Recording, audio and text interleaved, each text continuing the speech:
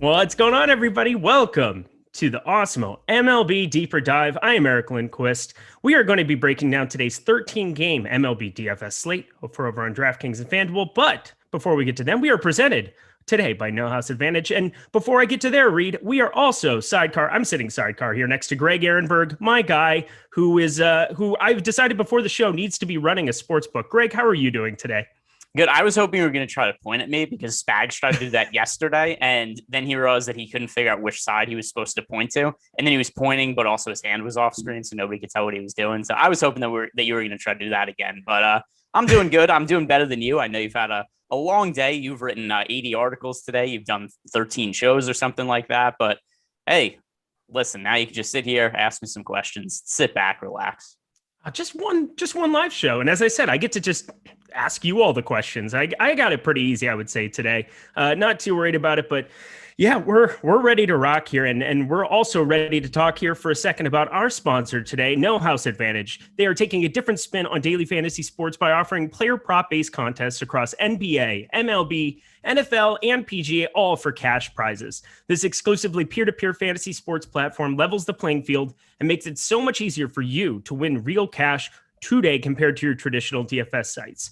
With over 500 player prop offerings, No House Advantage is the largest provider of player props in the industry. And the best part is that you can get $20 first match deposit bonus when you use the promo code AWESEMO. Beat your friends, not the house. Download the App Store and win big with player props today. And I got to say, one of my favorite things that I've been doing over on No House Advantage is checking out some of the expected batting average. So not something that I look at every single day for DFS purposes, but looking at expecting batting average and finding some of the plays that are over 0.5 hits. And there are a number of them on the board here. You got to just basically sort by it. Greg, is there anybody that jumps off the page to you as Chris is kind of going down the line here? Producer Chris behind the glass today. Anybody that might stick out for you on NHA, some of those 0.5 hits props? It's hard for me to see because I don't, number one, it's just on the screen, but also I don't have access to No House Advantage where I live. But just as a general rule, anybody who's a hitter for the Toronto Blue Jays today, and also we're going to be talking about them in the first game of the day, except, this is a spot against Matt Harvey where Matt Harvey just does not have good games ever. It's to the point where, so last game, people are almost disappointed with the output against Matt Harvey. And it was still, he pitched 4 innings. He gave up 4 runs. The game before, 3 innings, 6 runs. Before that, 3 innings, 7 runs. His best start in recent games, a game against Minnesota, pitched 3 innings, gave up 1 run. Beyond that, he's given up 4 more runs and not made it through 5 innings in every start now since May. Oh boy, I have to go really far back here. Every start since May 7th, actually, with the exception of that one start against Minnesota, he went 3 innings, 1 run. So, I mean, there's no sure thing in baseball like stacking against Matt Harvey right now. Like, it's the equivalent of rostering Jacob deGrom, is just stacking against Matt Harvey. Mm-hmm. Well, I don't think we're going to have any Toronto that's available to us today, but we might have a couple of Houston Astros. There are just a number of spots. Basically, the rule of the day, because there are just too many of them there to list. There are so many opportunities to play the over on 0.5 hits. By far, I think the most advantageous way to go about it. A couple of them that have 1.5 hits, definitely don't want to be targeting those. Whit Merrifield was somebody that just got clicked on there. We probably don't want to be going towards 1.5 plus hits, mainly because you have to go 2 for 5 in that spot, batting 400 for a single game. Obviously something that's within the range of outcomes, but don't want to be making a habit of going after some of those. But with that, that is our sponsor, No House Advantage today. Thank you so much. We'll talk about them periodically throughout the show, but we've got a lot of games to get to. You ready to get going, my dude? I am good to go. Awesome. 4.6 implied runs for the Baltimore Orioles taking on the Toronto Blue Jays in Baltimore. 6.7 implied runs if you're looking at our lineup builder over at awesemo.com. Matt Harvey, you just alluded to on the bump, pretty damning evidence there that he's just not good at pitching baseballs. And Alek Manoah, actually a guy that's been decent enough this entire season. Talk to me about both pitchers in this game. Yeah, so for starters, I don't understand how the Blue Jays are not the most popular stack on the slate right now. We currently have them projected for 11% ownership, which is actually a little bit under-owned, which we never see from Matt Harvey starts. And for me personally, I rely very heavily on the top stacks when I build my lineups. And I don't care how negatively leveraged an offense is against Matt Harvey. It's my most rostered offense on the entire slate. And, today we actually have the Blue Jays not picking up an insane amount of ownership. We actually have the Atlanta Braves as the most rostered team on the slate. So to me, I mean, right off the bat, I think we have to look at Toronto as the team to stack of the day for tournaments. If you play cash games, load up on the Blue Jays. Because like I said before, Matt Harvey just doesn't have good games for the season. 7.8 ERA, 5.76 expected ERA. I don't understand how he continues to get chances to pitch in the big leagues at this point. He's now 32 years old. The last time he had a good year in the MLB was 2015. So I understand there was a point where he had name value, and it was Matt Harvey, was the guy who, would pitch for the Mets, was one of the top young pitchers in baseball. But we're now 6 years removed from him being a good starting pitcher. So it's not even this thing where people could look back and say, like, oh, we have this reclamation project, we turn him back into Matt Harvey. He's gotten chances with how many? He's pitched on 5 different teams since 2018. And he's been terrible every stop of the way. So I don't understand why he's still pitching in the big leagues. And just every single time he goes out, he gets shelled. Even if you look at his batting average on balls in play and you want to say like, oh, he's underperforming his underlying numbers. Yeah, but he had a 477 BABIP last year, 366 BABIP this year. And just given the amount of hard contact he gives up, those numbers are just going to be high. So I have to stack against Matt Harvey every time he pitches. Tell me how you really feel, Greg. Tell me how you really feel. I actually think Matt Harvey's great. That's how I really feel. Okay, yeah. No, you're just trying to throw everybody off the scent is what it is, because we are not trying to give you the best advice in the industry. We just want to have all the we want to have all the Matt Harvey exposure to ourselves.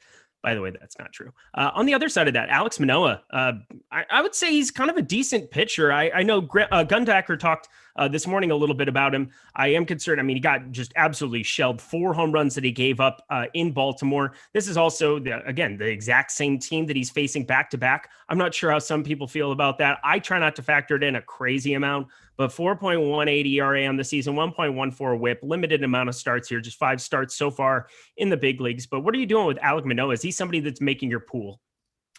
So at least with Alek Manoah, we do have strikeout upside with him. He's not like a core player or anything like that. I wouldn't play him on FanDuel, but on DraftKings, I think it's reasonable to have him around 10% of lineups. That's what I have him at right now. And it's just because of that strikeout upside. So Alek Manoah for the year, it's okay results. It's a very small sample size. He's made 5 starts. He's a 4.18 ERA, 3.96 expected ERA. But the key here to me, he does have a 27.3% strikeout rate. That's fairly solid for a guy at his price point. And if you look at his minor league numbers from the last couple of years that we actually have minor league data, he had a strikeout rate this year in the minor leagues of 40.9%.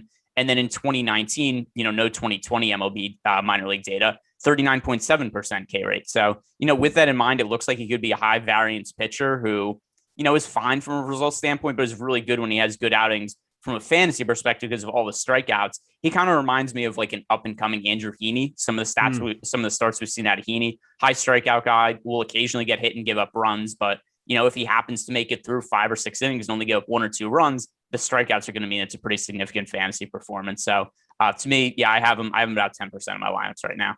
Yeah, it looks on DraftKings pretty flat there. 8,100, a decent enough price point. I'll definitely have a little bit of him too. But on the other side of that, I guess you're the Baltimore Orioles whisperer. Somebody told me that the other day. I believe it was Spags. But right now, top value percentage, 7%. You're just seeing that's the second best top value percentage on the entire board over using the MLB DFS top stacks tool here at Awesemo.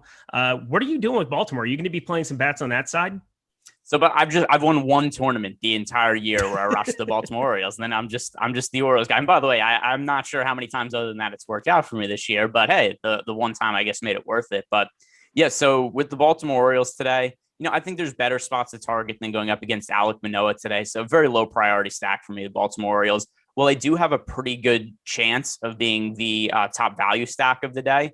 It's also something to note that we don't have all that many studs to pay up for at pitcher. So to me, I'm not valuing the cheap offenses on this slate as much as I might on some other slates where, maybe we have like Jacob deGrom, Max Scherzer, and a whole bunch of top end pitchers to choose from. Today we have Carlos Rodon, and he's the only guy on the slate projected for more than 18 fantasy points in terms of DraftKings scoring. So, Rodon's a priority to pay up for, but I'm not exactly building my lineups and saying like, hey, I want to just smash Rodon and Framber Valdez into all my lineups or anything like that.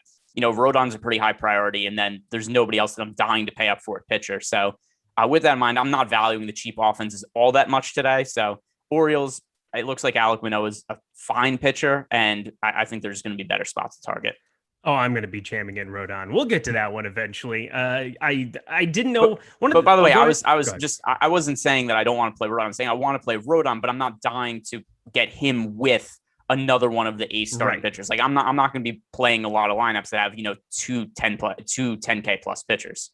Okay, that makes a lot of sense because, I'm not going to make many DraftKings lineups, I think, today that aren't going to have a little bit of Rodon 10-7. And I don't know, maybe from an arm talent perspective, I think he just kind of laps the field today, second in AL Cy Young voting. But we'll talk, or not voting, good Lord, in currently in the odds around the industry on sportsbooks, second favorite behind Garrett Cole, a distant second, but nevertheless second. Now the Toronto side, obviously we have the usual suspects on this team. Vlad Guerrero Jr., 54.8% hard hit percentage. You don't need us to tell you that if you can play Vlad Guerrero Jr., you play him, but he's very expensive. There is that. Bo Bichette, Teoscar Hernandez, Randall Grichuk, all these guys, normal dudes. How are you stacking up Toronto today? A lot. I mean, just all of these guys to me. So, Vlad is maybe a little bit difficult to get to his price point, but still I have him currently in more than 12% of my lineups. The guy who's the number one priority for me right here is George Springer. He is the most popular hitter on the roster, but even with that said, he's too cheap on FanDuel, he's too cheap on DraftKings, especially DK 3,900 price point for George Springer. That's an egregiously low salary for him hitting in the middle of that order. I know that he's struggled a little bit in his first season with the Toronto Blue Jays, but this is such a get right spot against Matt Harvey, and he's not capable of getting out any major league hitters at all. So I think this is going to be kind of like a breakout spot for George Springer with the Blue Jays. So he's the highest priority guy, also going to be popular. But for sure, if you play cash games, I think George Springer has to be in those lineups. I have to agree. I mean, it's hard not to love him there in the 5-hole. Toronto still has potential to be like, it's crazy to think that he's been out for as long as he has been. I mean, Toronto could just be a really good baseball team offense. I mean, they are a really good team offensively. There's no real question about that. We will make up some time, but that was an important thing to talk about Toronto in context of the rest of this slate. Of course, fading them is basically fading a bunch of ownership. I'll be lower on the stack, I think, in general. But there is no denying that they are the best hitting spot in that little tiny Buffalo AAA ballpark today. Moving ourselves along, we'll make up some time. New York Yankees -125 going into Boston, into Fenway Park. 6 implied runs for the New York Yankees, 5.2 for the Boston Red Sox. Domingo Germán on one side of the mound, Martin Perez, the lefty there on the other side. Talk to me about pitching here. Yeah, so I mean, neither of these pitchers are ones that I'm going to be looking to roster today. As for Martin Perez, he's certainly not good, except he's also not a guy who really gets shelled in a lot of his outings. So, there's a lot of times you stack against him and be like, hey, he pitched 6 innings, gave up 3 runs. It wasn't necessarily a great outing for him, but there aren't that many outings where he just goes out and absolutely gets obliterated. So he's given up multiple home runs once the entire season. It was actually an outing against Toronto last week where he gave up 3 home runs, but his other starts this year, 0 home runs against the Royals, 3 against the Blue Jays, 1 against the Astros, 0 against the Astros, then 1-1, 0-1, 0-0-0. So, they're just are you speaking robot? That was great. It's just binary. But that is kind of actually what his game log looks like. It's just 0-1, 0-1, 0-0-1, 0-1. So, there isn't all that much upside generally in targeting against Martin Perez. There's some individual Yankees hitters, particular Aaron Judge and Giancarlo Stanton, who hit left-handed pitching really, really well. So those are guys that are, fine as one-offs to try to get power upside, especially because Giancarlo Stanton right now only project for 1% ownership. So he's my favorite individual Yankees hitter. Luke Voit also makes a little bit of sense. So I'm going to be making some stacks of the Yankees, but nowhere near as much as the field, just because I don't think there's as much upside in targeting Martin Perez as there are some of the other pitchers on the slate. And of course, Matt Harvey in particular. Yeah, so we'll go to the hitting side of it. Aaron Judge is $13 on Yahoo. Might be speaking to like 1 or 2 people out there that are playing over on Yahoo. You should all be playing on Yahoo. It's a great site to be checking out. But he's $13, which is just wrong. My favorite hitter of the entire day over there. I think the ownership's kind of going there. But from a DraftKings and FanDuel perspective, it's going to be the usual suspects going up against a lefty. I mean, Aaron Judge, Gary Sanchez, Giancarlo Stanton, Luke Voit coming in hot, coming back from the IL here.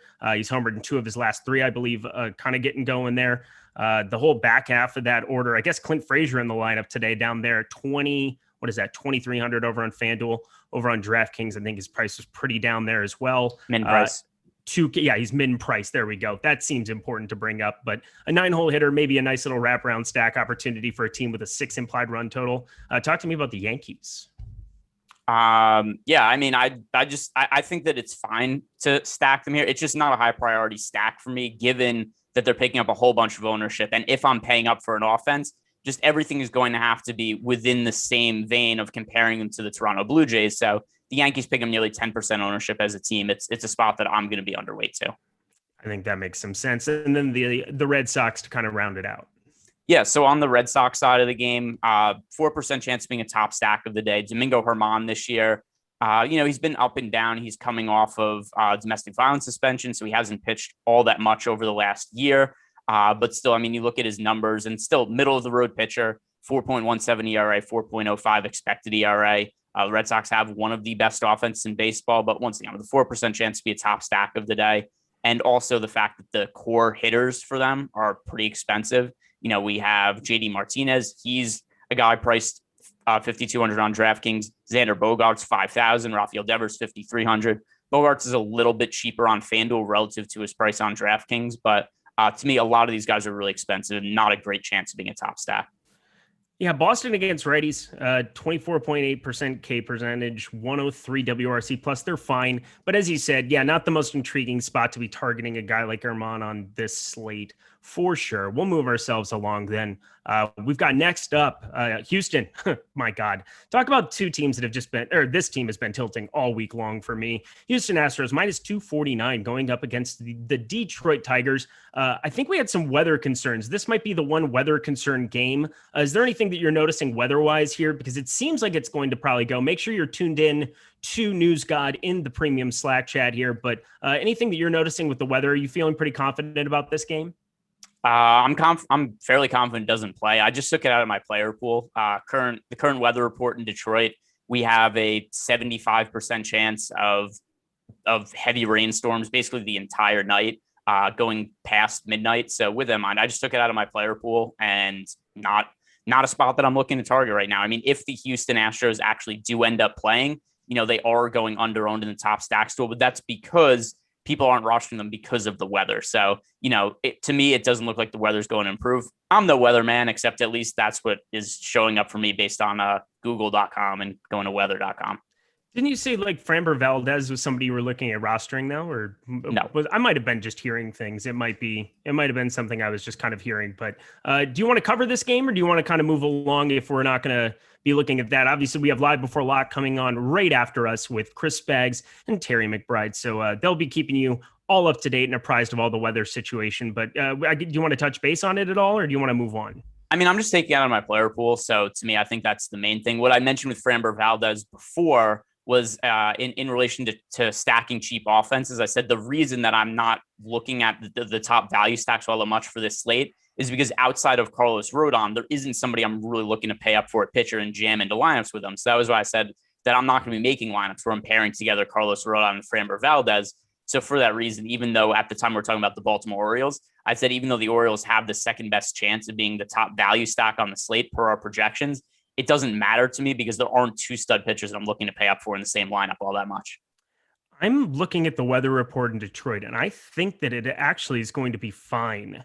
God, I'm so nervous even like bringing that up on a show as I'm going through here. I'm looking at I'm not a weatherman either. I'm absolutely not a weatherman, but the Doppler looks actually okay to me in Detroit. Let me pull up one other link that I have for it. You know what? I'm going to talk about it just for a quick second because Houston, if you're going to get them under-owned on a slate like this, if it's going to be a spot where people are scared off by the weather, you're getting some positive leverage right now. And I'm purely thinking that on DraftKings, that's because of the weather, because there are really just some underpriced bats still. I mean, Michael Brantley, 4,500, Kyle Tucker in the 6-hole there.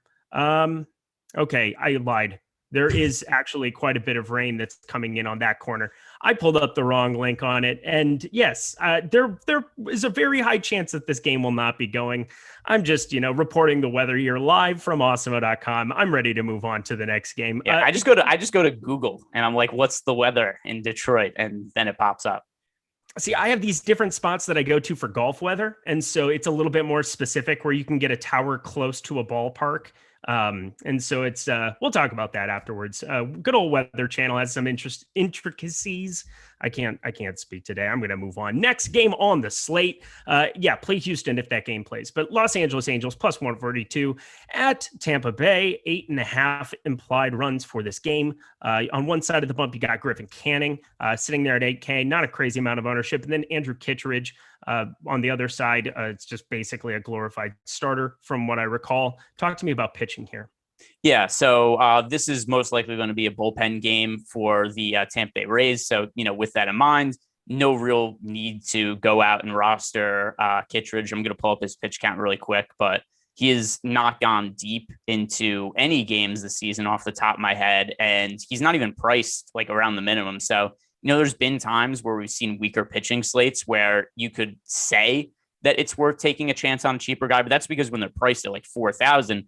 Kittredge this year, the most pitches he has thrown recently is 17 his last time out. So his pitch count the last few outings, 17, 16, 13, 12, 9, 8, and 14. So the odds of Andrew Kittredge having a big game at 6,600 while throwing less than 20 pitches are not great. So Kittredge easy enough to take out of the player pool. As for Griffin Canning, he was once one of the top pitching prospects in baseball. He had a UCL injury like a year and a half ago that he just kind of tried to pitch through, and he's never looked quite as good as he did when he first got called up. So Griffin Canning's numbers this year, 5.07 ERA, 4.13 expected ERA. There's a little bit of strikeout upside, 24.4% K rate, but better pitchers to target, in my opinion, on this slate. Also, the Tampa Bay Rays do have one of the better offenses in the American League. So Griffin Canning, no interest, and then Andrew Kittredge is just very easy to not roster.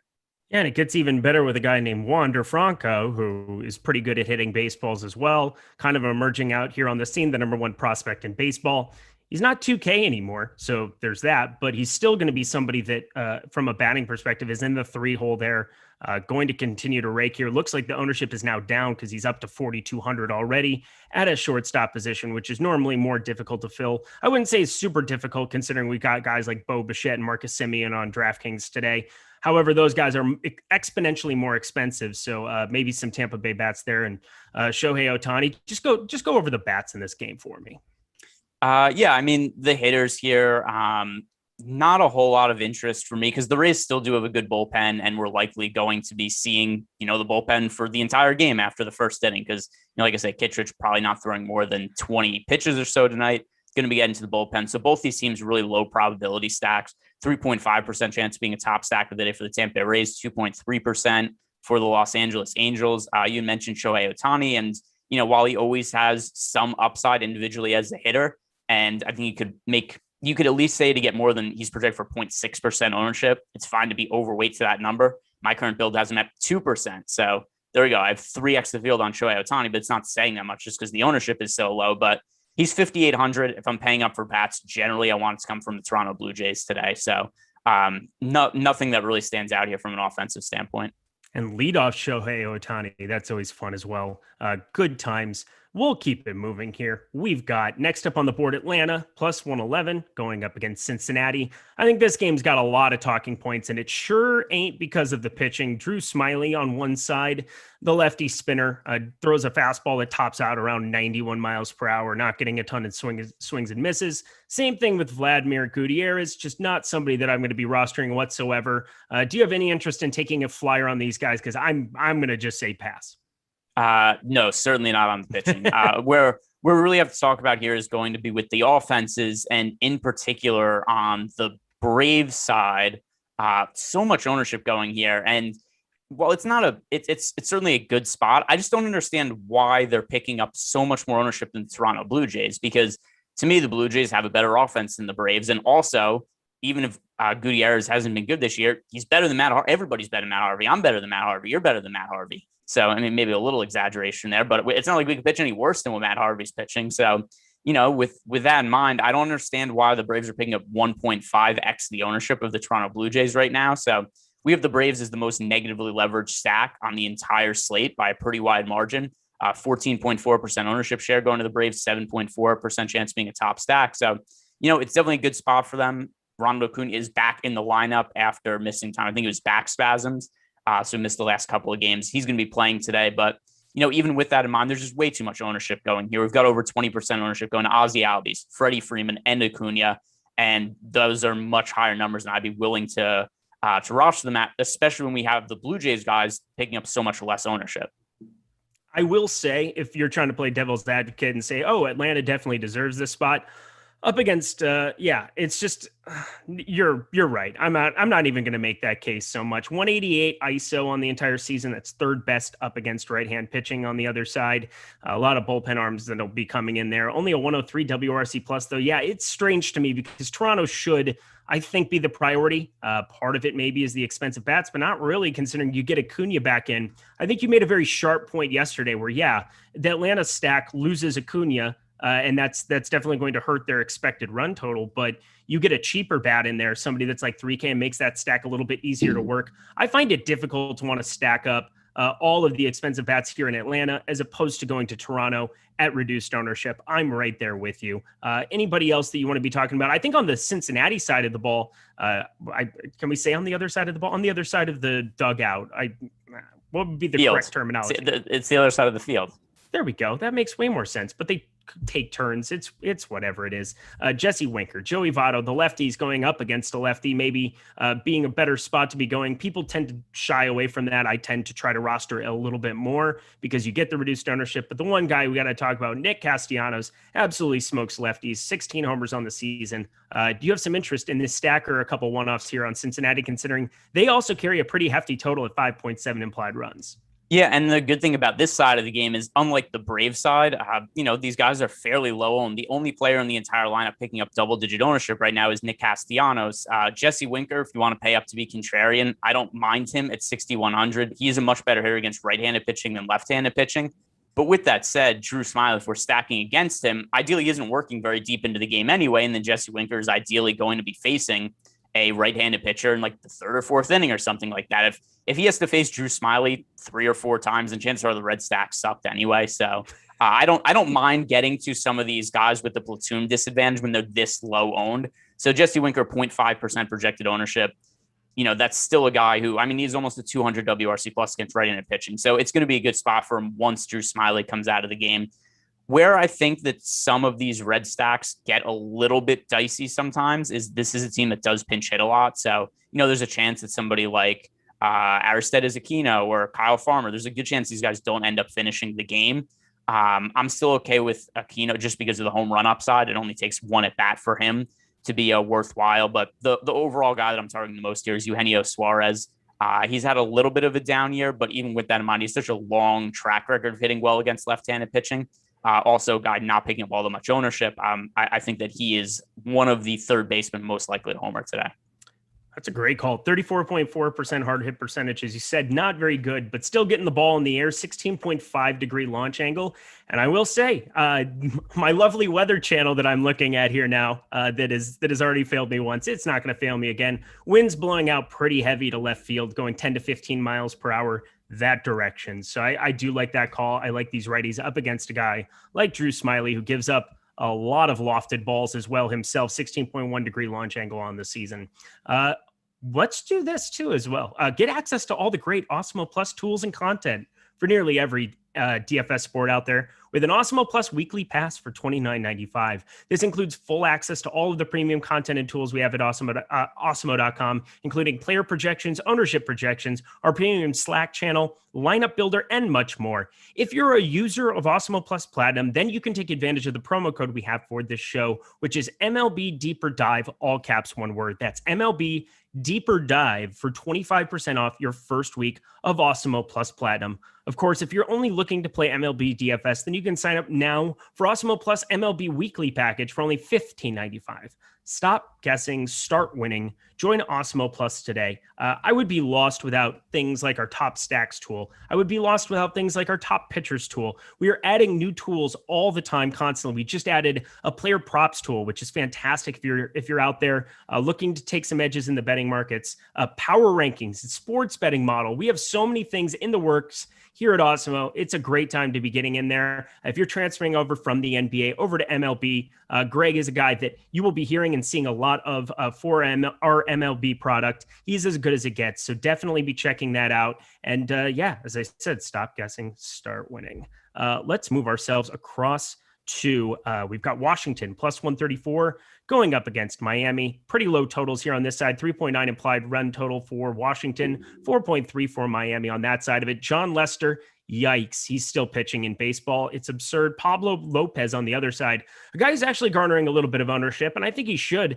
We see Kyle Schwarber and Juan Soto. We know there's some lefties at the top of that order, but otherwise, from what it looks like, there's only righties in that lineup. We got 7 other righties that are going on the other side of it. Probably a decent enough spot for Pablo Lopez. What are you going to be doing with him today? So Pablo Lopez, let me just make sure before I speak out of turn, look at my exposure. Yeah, I hardly have any exposure to Pablo Lopez. And it's not to say that he isn't a good starting pitcher, because he is. He has a 2.86 ERA, 3.34 expected ERA this year. But the top of the Nationals order is very difficult to navigate between Kyle Schwarber, Trey Turner, and Juan Soto. It's a really strong lineup. And for a guy who's priced where Pablo Lopez is, doesn't generate as much strikeouts as I like to see, 25% K rate. So, that's fine for a lot of the lower price guys, or fine for a slate where there aren't that many pitchers to choose from. But on a slate of this size, I only have a couple lineups here and there with Pablo Lopez. There are other pitchers I'd rather go to than somebody facing the Nationals lineup, where apparently just Kyle Schwarber, he just locked a homer 2 or 3 times every game at this point. So the rate that Schwarber's been hitting at lately is really crazy. And I'm not somebody who's, super into hot streaks or anything like that. But with that said, Kyle Schwarber has been on a ridiculous tear as of late. He's been priced way up on FanDuel, but not on DraftKings. And here are the home run totals in the last handful of games for Kyle Schwarber. Last time out against the Marlins last night, 2 homers. Then he homered against the Phillies. The game before, he did not homer off of Zach Wheeler, but then a game against Taijuan Walker, 3 homers. A game against the Mets where Giseleman pitched. He hit 2 homers in that game. So, we're looking at the kind of run that Schwarber's on right now, and the fact that he just hasn't been priced up more. Like, even if he was just playing as a neutral Kyle Schwarber, he should still be more expensive than this generally against right-handed pitching. So to me, Kyle Schwarber at less than 1% projected ownership right now on DraftKings is somebody to roster. FanDuel is a different story just because he's so expensive.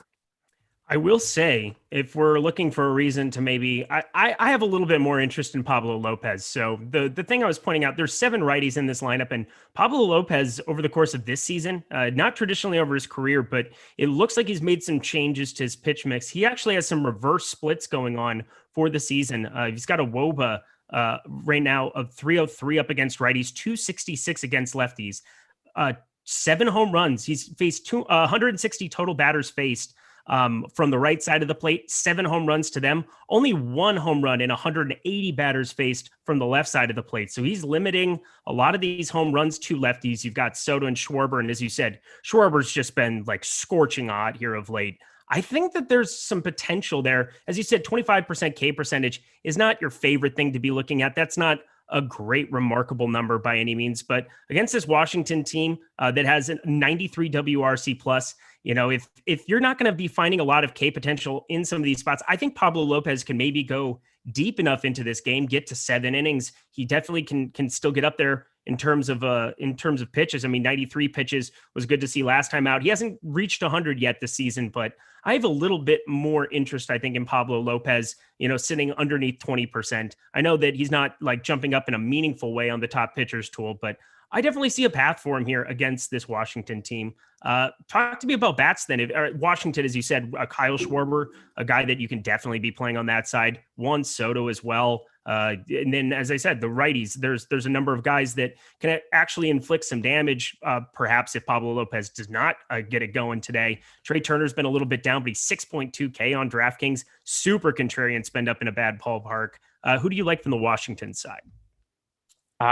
Just Kyle Schwarber, really. It's the price tag just so exorbitant on the guys I actually care about. 6,200 for Trey Turner, 6,200 for Juan Soto. It's more than I'm willing to pay for them in this matchup.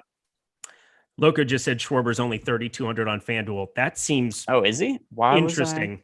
That's a crazy number to be seeing there. I mean, what's what's his ownership at on FanDuel here? I've been doing a lot of my DK exposure for baseball and DK of late, but that's quite the number. 4.5K over on DraftKings. Over on FanDuel today. Oh, yeah. Kyle Schwarber. Why is he 3.2K coming off of, I don't know, 48 home runs in the last week?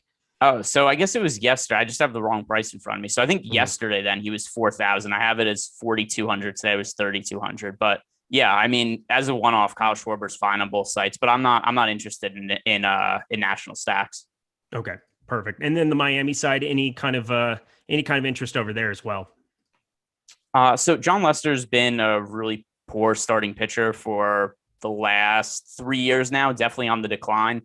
The issue I have right here with the Miami Marlins, though, is just the ownership's already there. So the Marlins today, we only have them with a 1.6% chance of being a top stack on the slate, but the field is already there at 6%. So this is the second most negatively leveraged team on the entire slate. Only the Atlanta Braves have a worse leverage score. So with that in mind, it's not a team that I'm really looking to get to. That is a great point. Neither will I. Then Kansas City plus 110 going to Texas. The roof is closed there in Arlington.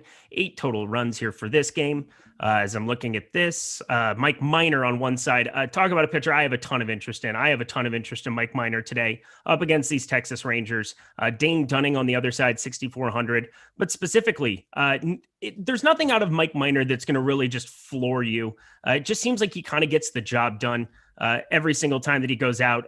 But he does have a little bit of a fly ball issue that can pop up here and there. 16.6 degree launch angle on the entire season, but 25.8% K rate going up against the Texas Rangers. I thought they actually would have a higher K rate up against lefties than what they do on this season, but still, I'm willing to take some shots here. I know the spin numbers, and this is something you've been talking about quite a bit. We did see the spin drop in a couple of spots for Mike Minor in his last 2 starts. What are you going to be doing with him today? Yeah, I think just because the matchup against the Texas Rangers is so favorable, it's hard to really look past him. The Rangers have been one of the worst offense in baseball against left-handed pitching over the last 3 years. They also strike out a lot against lefties. So with that in mind, Mike Minor himself is actually maybe a little bit overpriced, but some of the pitching options on the slate really leave a lot to be desired past Carlos Rodon. So still, I think he's somebody who should be in player pool. He's in about a quarter of my lineups right now. 4.48 ERA for the season for Mike Minor. Expected ERA right below 4, but it's really just a favorable matchup. He also has a 25.8% K rate. So, all that put together, I think there is some strikeout upside here for Mike Minor, and that makes him somebody worth getting to. And on the other side, we've got Dane Dunning. Not a guy that I ever really roster, not a guy that I don't think you should ever roster. Is there any reason to be clicking Dane Dunning's name today? Yeah, he's really cheap, and he has strikeout upside. And there's not a lot of ownership going there. So right now we have Dunning is projected for 12.7% ownership. And if you look at his numbers for the season, I mean, he hasn't been that much different than Mike Minor. He's a 4.71 ERA, 4.16 expected ERA, strikeout rate from 24.8%. So, Dunning has nearly identical numbers to Mike Minor. It is a little bit more difficult of a matchup. And Dane Dunning occasionally has pitch count concerns. But still, I mean, he's so cheap as a potential SP2 option on DraftKings that, even getting 80 pitches out of him, if that could equate to, 15, 16 fantasy points, I think relative to the slate, that makes him a good SP2 option. He's the number 1 top 2 value percentage over on the top pitchers tool today.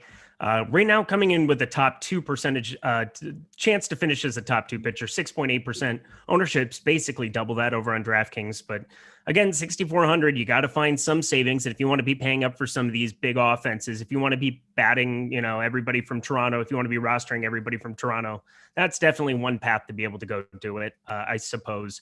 Didn't mean to besmirch that so much, but Kansas City on the other side, still, you got to like some of these bats, at least in Texas. I mean, the roof's closed. I would say 4.2 implied run totals looks pretty tiny there, but the kind of pop that can exist with Whit Merrifield, Carlos Santana, Sal Perez on the top end of that lineup. Don't mind that. Ryan O'Hearn, a guy at 3K on DraftKings. He got recalled here and has actually been swinging a decent enough bat. I liked it when he was down at 1K in Yankee Stadium. This is not nearly as good of a spot, but 3K seems like a point of savings for a guy who's come out of the gate pretty hot, 3 homers in his last 4, might have found something down at AAA being down there. So maybe taking some shots there. Any interest in Kansas City today? The only reason I would consider them at all is it is a favorable offensive environment and they're projected for no ownership. So, if you're playing 150 lineups and you're just trying to allocate your exposure to different stacks, we have the Royals with a 2% chance of being the top stack of the day and less than 1% ownership. So there's some positive leverage there. But still, this is, it's not a high priority team to get to. Really, the offense is on either side because Dane Dunning, Mike Minor, I don't think either of them are necessarily awful starting pitchers. And the Royals themselves don't really have a great offense. The return of Adalberto Mondesi was very short lived, as has been the case for him and Byron Buxton. They spent a lot of time on the injured list together, different teams, but frequent visitors to the injured list, and neither one of them were able to be back and healthy in the lineup for very long. So, with that in mind, there just isn't all that much upside in the Kansas City Royals offense for me to want to get to them, in more than like 2 or 3% of lineups. What a fantastic segue into Cleveland and Minnesota. However, I mean, I just got to say, too, there were some people that were throwing out immediately upon Byron Buxton breaking his hand, which is a little bit fluky compared to some of these other injuries that Byron Buxton has had of late. That he is definitely injury prone, but him breaking his hand does not make him injury prone. Would you agree with that? Or are you going to basically side with everybody who likes to make fun of me as I defend Byron Buxton? Listen, made of glass, brittle bones, Eric roots for him. These are all bad things. Oh yeah. Definitely the fact that I root for him. That's definitely the thing that put it over the edge here. We've got Cleveland going into Minnesota into Target Field. My favorite, 5.1 implied runs for Cleveland, 5.2 for Minnesota. Cal Quantrill, Danny Colombe. I don't really know what to say. Talk to me about the pitching here. It's something. Yeah, so I mean, there's no reason to consider either of the pitching options from a fantasy perspective. Also, if we look at Quantrill, he's not going to likely be working all that deep into the game. As for Colombe, there's so little information on him that it's hard to know. He's pitched a total of 2.2 innings this year. He's gotten 8 outs. He has a 0 ERA. Good for him. But I mean, what do we really take away from that for his career? He has never made a start. This is the first start of his career. So I doubt he's going to be working very deep into the game. So just going to be a bullpen game. And, with that in mind, I'm just going to kind of rely on the top stacks tool and see like what it thinks of Cleveland going up against the Minnesota Twins bullpen and just use them as a pretty neutral stack, 4.8% chance being a top stack, 4.6% ownership share. So team that I'm going to have, probably in the neighborhood of 5% of as a stack or something like that. But yeah, there's not really much we could say about the starting pitchers here. It's basically a bullpen game on both sides.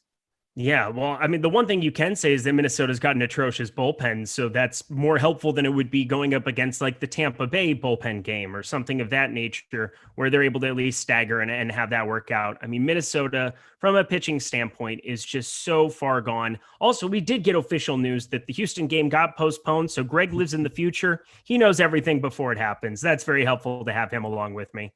Listen, I just go to Google. I don't know. I know you've got all your crazy weather sources there. You're looking for, Doppler maps and stuff. You just go to Google. It's like, hey, 75% chance of rain. Hey, I'm not playing that.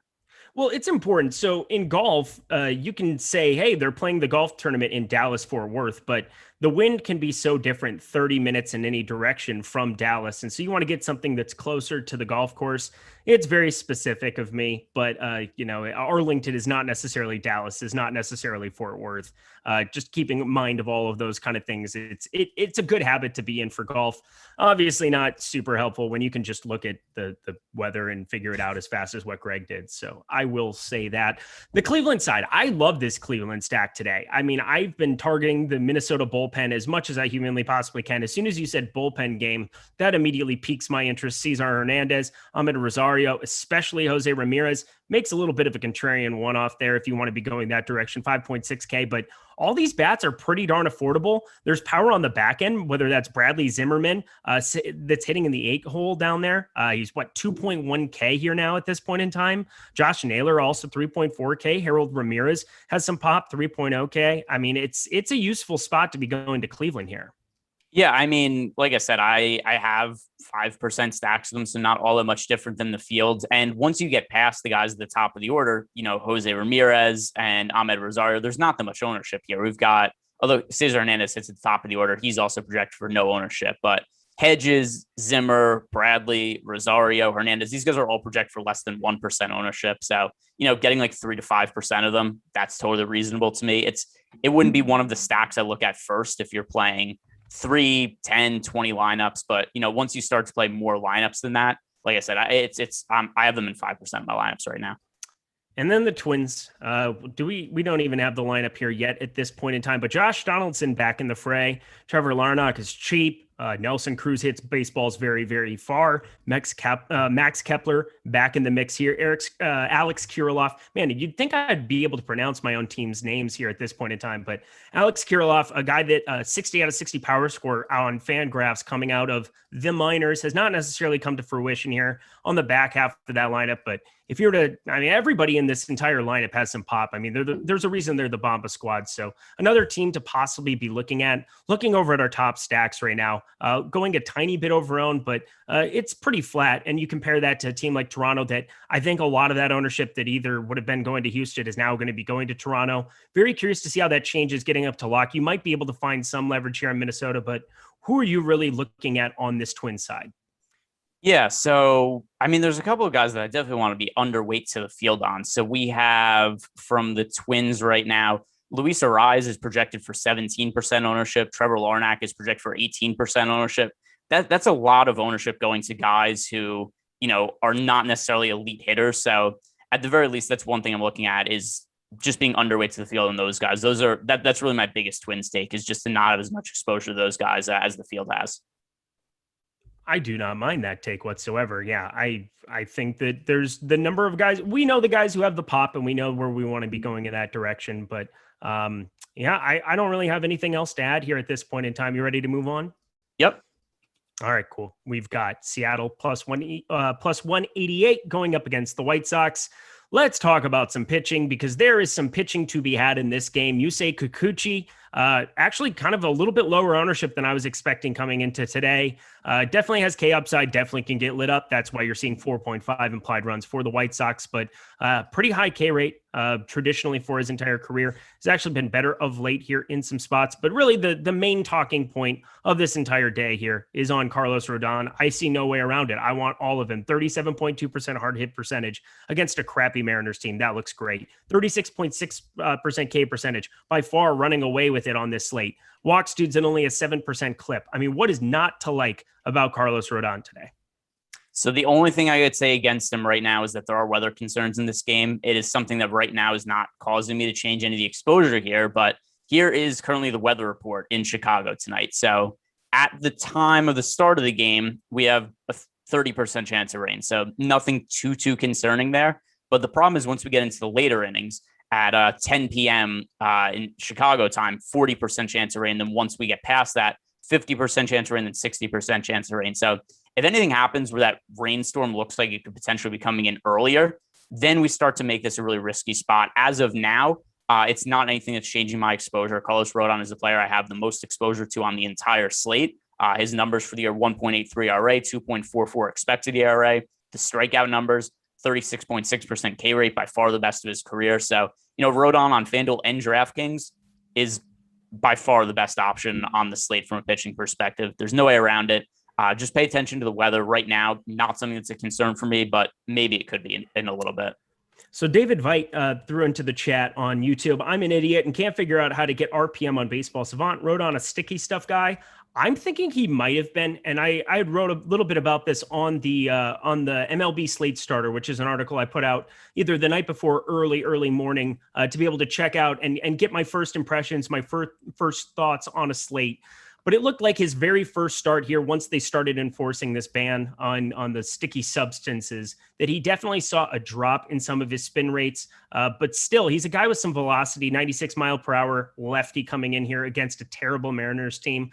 I don't have crazy amount of concerns here. It might be a spot to look at shorting him, maybe in a prop market, but I don't necessarily really see it here in this spot. Do you have any concerns for Rodon and his reduced spin in his last start? No, because his spin rate was up in his last start. So I don't. So for the season, he's been a guy who's generally maintained spin rates in the 2100 to 2200 range. His last start, he had a 2273 spin rate. It was actually the start let's see, I think it was the fourth highest spin rate he's had in any start the entire season. Oh, interesting. I literally was looking at the graph this morning. I mean, I have it posted on the Slate Stars. So that's an interesting deal. I will have to double check. If you can you just I'll double check that here as well. Maybe I clicked on something different other than spin rate. But it looked like in his last game that he definitely saw a little bit of a drop off. Let me find it here. This is entertaining television for sure. Yeah, but so I guess it's just a guy that I just downloaded the chart and I'll send it to Chris. Maybe he can throw it up on the screen. But no, it was, I mean, relative to the entire season as a whole, his spin rate was up compared to his average. So yeah, it's not something that's a massive concern for me. It doesn't mean it can't drop in the future, but at least as of now, it's not something I'm massively concerned about with him. He's not some kind of crazy high spin rate guy anyway, but I don't know if Chris saw it, but I just sent him the graph there. But his spin rate numbers have looked pretty good in June, and yeah, they've been up for what they were compared to the rest of the season. Okay, for whatever reason, I'm looking at a chart here where there's just a small dip in his last start between his four-seam fastball and his, what would his other pitch be? The slider, which is the other one that saw a little bit of a reduced spin. Maybe I'm not looking at the total spin for each one of the pitches. Maybe through the changeup more. It doesn't look like it, but either way, I don't think we're probably just splitting hairs. I mean, Carlos Rodon, I think, is above and away the best arm that you can possibly be targeting on this entire slate. Anybody else, though, from the other side? So Yusei Kikuchi, a pitcher that I've generally had a lot of interest in because he can rack up Ks. Of course, he's very risky at times. I will say that I was expecting for him to pop up even a little bit more than he was in the top pitcher tool. There's almost always some positive leverage to have on him. It's pretty minor here on this point in time, 14.6% top two percentage, ownership coming right around 10%. So a tiny bit, but I've seen times where he's like 10, 20% of leverage because people just don't like rostering that guy. What are you thinking about him today? Yeah, I mean, it's certainly not the best matchup in the world going up against the Chicago White Sox. I mean, if we're looking at the positives for Kikuchi, at least over the last few seasons, his velocity continues to go up. So 2019, his first year in the U.S., did not go well for him at all. His 5.46 ERA, the underlying numbers were no good, but his average fastball velocity was 92.6 miles per hour. Last year went up to 95.1, and now this year it's up to 95.8. So that continues to climb. His numbers for the year, 3.46 ERA, 4.05 expected ERA. The strikeouts there, 25.3%. So the matchup's definitely a concern. But given that some of the other pitching options on the slate aren't all that good, I don't mind getting to like 10 to 15% of Kikuchi. All right. Chris has the graph fired up here just to double check. We got to fact check each other from time to time. Plus, if I'm looking at something wrong, I would much rather just admit that I'm wrong about it and be able to have it. He's got the one Greg said. Yeah, fire that up there. So Carlos Rodon, average spin rate by game. It looks like it's above his normal allotment from there of late. Just the small drop off from the last game. As you said, though, he's definitely increased the spin and it stays above his average for the entire season. So that's definitely for sure. I was looking at the tail end of his average spin rate by game. And that one, if you go to that, where there's a couple of different pitches that show specifically, and it was like a small tail off there. But as you can clearly see here, he's definitely somebody that's still spinning the ball, still going to be effective, I believe, going forward. Maybe everybody sees a little bit of a slight drop, but I don't know. I don't know what to believe anymore. The Cubs just hit the Dodgers. So there is that.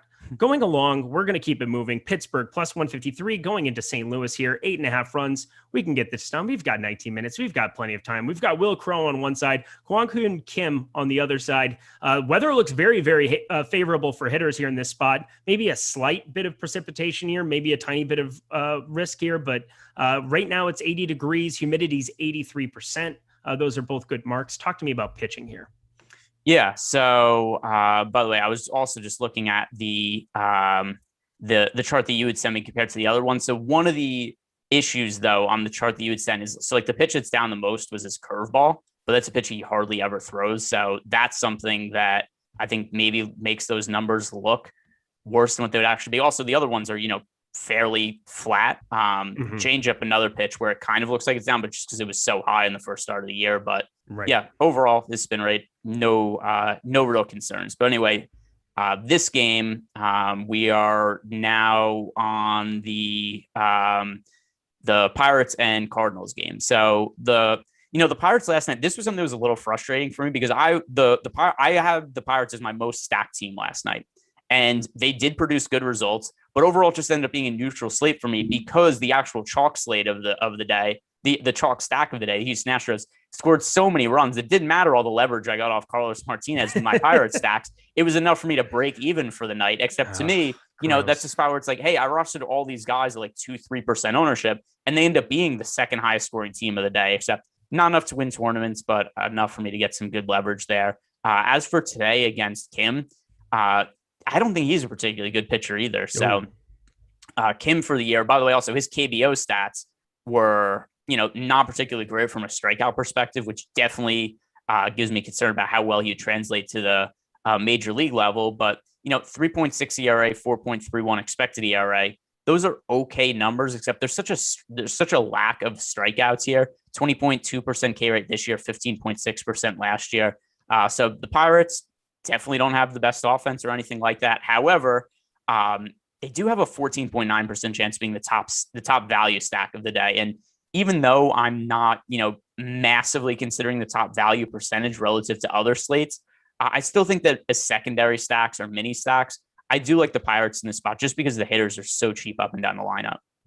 And I love Ke'Bryan Hayes. I'm just going to keep beating the drum for that guy. I think he could be really, really special going forward. Brian Reynolds as well. Adam Frazier, both guys that have been pretty darn decent. Jacob Stallings sitting there in the 4-hole as well, getting a catcher in the 4-hole, never a bad thing. I don't know. I don't think that's going to make him a better batter by any means, but it might give him a little extra opportunity going up against a lefty, a righty who can generally hit lefties pretty good. 5 home runs on the season and limited opportunities. So don't completely hate that either. On the other side of that, St. Louis, there were a couple bats that I had a lot of interest in. It looked like this morning when I was doing my articles that the wind was blowing out to left. Looks like that's changed a little bit and looks like it is actually blowing in from left here at this point in time. But Dylan Carlson's cheap leading off there at 3.3K on DraftKings. Paul Goldschmidt, Arenado, and Tyler O'Neill. Those are kind of your 3 usual suspects for righties going up against this Will Crowe individual. Talk to me about the Cardinals.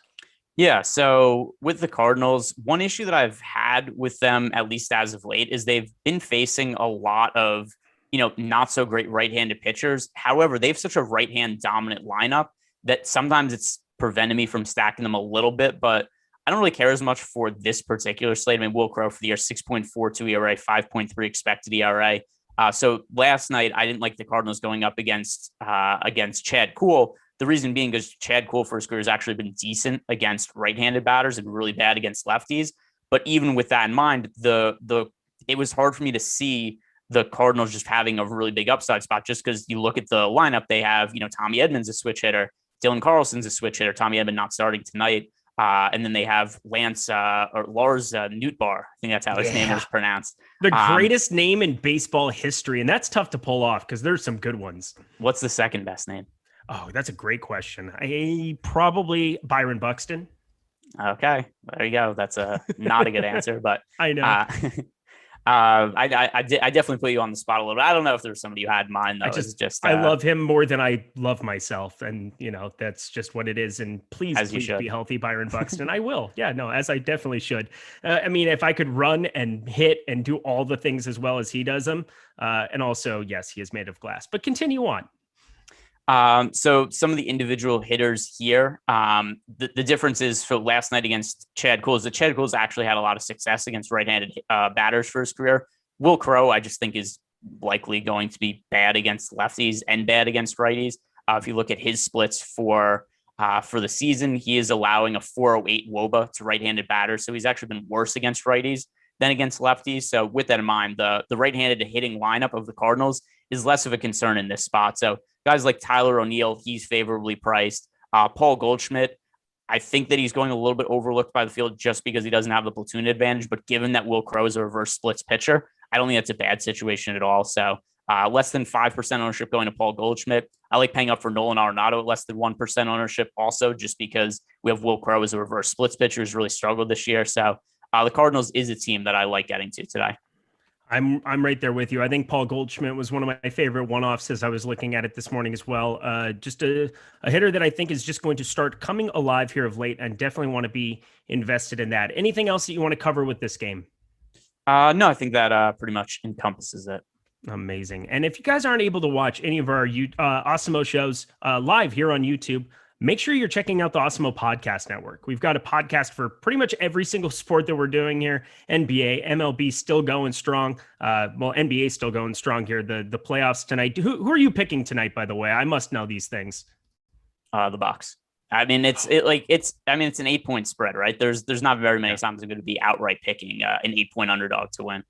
Yeah, I would hope not. And if the Bucks don't win, I don't know anything about basketball anymore, because this is just like my brain cannot wrap around what the Atlanta Hawks are doing right now. It just doesn't even make sense to me. But we've got those podcasts there up on the screen. If you guys go over there, if you leave a 5-star review and your Twitter handle or email address, you'll be eligible to win a free week of Awesemo Plus Platinum.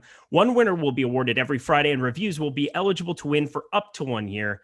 Definitely take advantage of that. A great opportunity to get your foot in the door here at Awesemo. And again, that's the best thing that you can do, is give yourself these opportunities to see these tools. And once you're here, I guarantee you will absolutely love what you find. Moving ourselves along, we just got done with Pitt and Seattle. We're going to 3 more to go. Oakland -108. Going up against San Francisco, another spot where San Francisco, probably the surprise team of this entire season. I really don't even know how they're doing what they're doing, but it's very, very impressive. We got the Battle of the Bay here. Minaya on one side was garnering a little bit more ownership, I think, earlier in the day, but my goodness, there's still some positive leverage to be had on him, only being owned 11.3% of the time, 17.8% top 2 percentage. Sure, there's some crazy ISO that's popping up for these San Francisco bats. Sure, there's some lefties that can do some damage up against Sean Manaea, but there's some righties that can go up against Sean Manaea there in that spot. And then Johnny Cueto on the other side. I pretty much have no interest in picking on Oakland on this slate. Talk to me about pitching here. Yeah, Sean Manaea, I think, is a viable pitching option. One thing that's nice about Manaea, if you're just looking at his velocity numbers, is so he's been a guy who's dealt with a lot of arm injuries over the course of his career.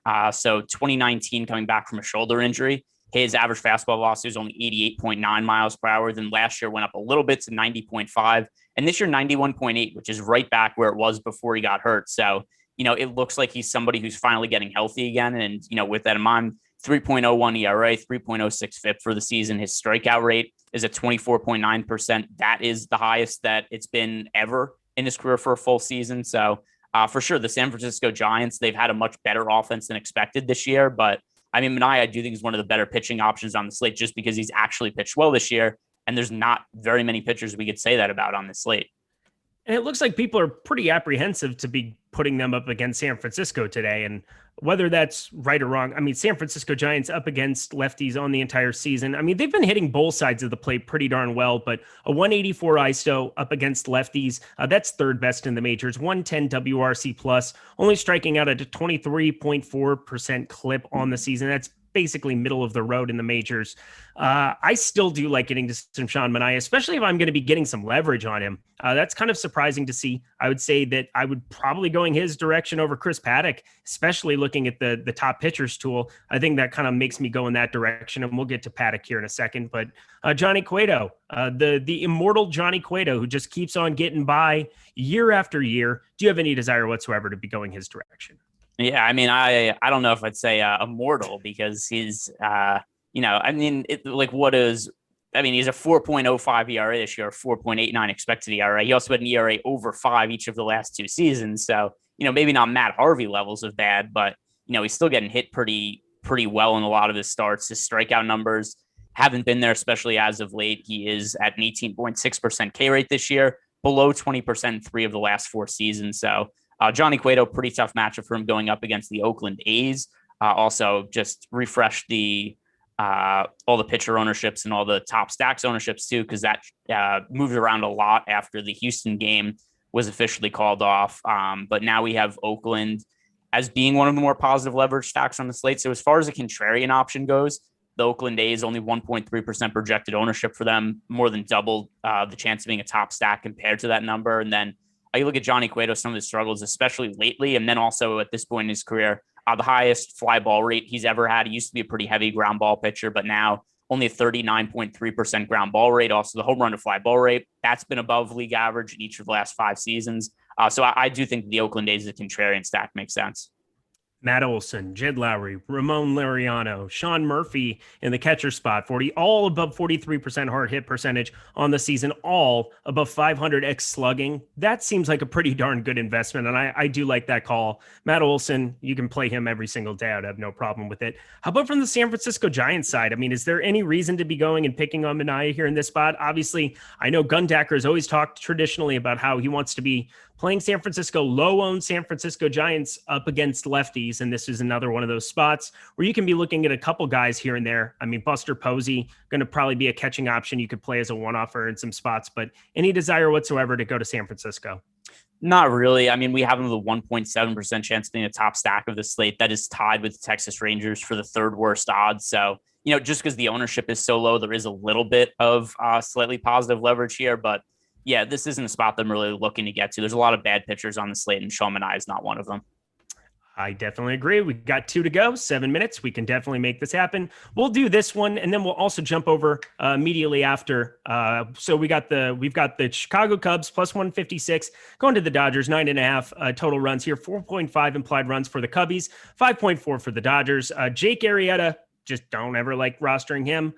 Dodgers, Tony Gonsolin, not somebody I'm probably going to be getting to either on either side of this, but it's strange because there's a decent enough total for both teams, and I don't have a ton of interest going to either one, maybe a Jock Peterson one-off. But first of all, pitching, do you have any desire to be rostering Arrieta or Gonsolin today?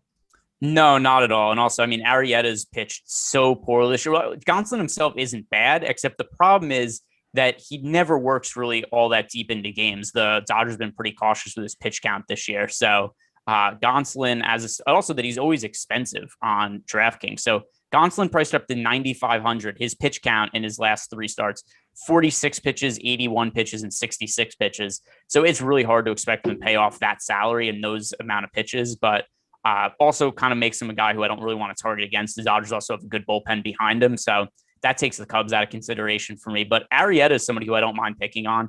Used to be a really heavy ground ball pitcher, and while he still does generate a lot of ground balls, it's dropped from 51.8% last year to 43.1% this season, 5.45 ERA, 5.84 expected ERA. So I really don't mind picking on Arrieta here. Just the only thing that becomes a little bit prohibitive is the cost of the Dodgers, because this is always one of the most expensive stacks on the slate. Yeah, and yeah, that's exactly it. I mean, the Dodgers are just expensive, and so we've got Betts, Turner, Taylor, Muncy. They're all back in the, well, I mean, Betts is back, Muncy's back, and Bellinger's back. I mean, Bellinger's really the one guy that if you remove him out of your stack, you're reducing your total ownership by a drastic amount, just because he's down there at 4,300. Something I'll probably be doing to mix and match and get a little bit lower owned. And again, if I just have Rodon with a cheapie here and there, I don't think it'll be too difficult to go crazy. For sure, it can get some nice 3-mans of the Dodgers in, but is any one batter kind of your priority from the Dodgers here?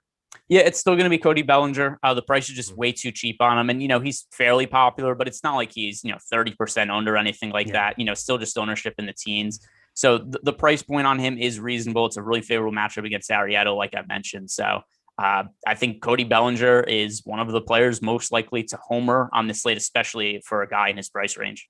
All right, well, that's fair enough. Let's jump on over to the Awesemo Hall of Fame then. As Greg and I disagree on Cody, I mean, Cody Bellinger is a great play. I'm not saying that whatsoever, but we always love to see all of the Awesemo Plus members here and all of your successes with the tools, advice, content. And if you give us a shout out on Twitter by tagging any one of our hosts, we can basically just tell you flat out, you're going to get that month of Awesemo Plus membership to test everything out here. We've got Tommy Nation there with a 10K takedown. Congrats to our own Jake Ari, who took this down. Good old NHL, of course he did. Oh no, that's me. That's strange. That seems awkward to talk about. Yes. Give your speech. This is your induction speech. Go for it. I would like to say thank you to the Academy for this wonderful honor of the Hall of Fame. I took down 2K over on FanDuel yesterday. It felt good. That was nice and quick. That was very self-serving. I was not intending to do that. I didn't know that I was on this. I did know that, and I was very much looking forward to that when it came up, because I did the Hall of Fame segment with Josh earlier. I knew you were on it, so then the entire day I was going, I can't wait for Eric. Once I looked at the thing, I was like, I can't wait for Eric to have to talk about himself. Honestly, that's kind of embarrassing. I don't really know. Here's the thing. I'm very happy I love seeing all the wins, and it's fantastic to see everybody's there. It's also nice to get a couple in there yourself here and there. And of course, I wish that one lineup that I had in the smaller entry field had been, if it had been the 2K one there, it would have been worth what, 55K if I had been in the $5 with that one specifically. But that's kind of what happens when you're building a bunch of lineups on FanDuel and DraftKings. And yeah, I'll be right back in there. Make sure that you're checking out that NBA strategy show that we have coming up tonight. I believe it'll be Eitan returning. Make sure you give him all your love. The new father, he's got a new baby. Definitely give him a congratulations and a shout out there.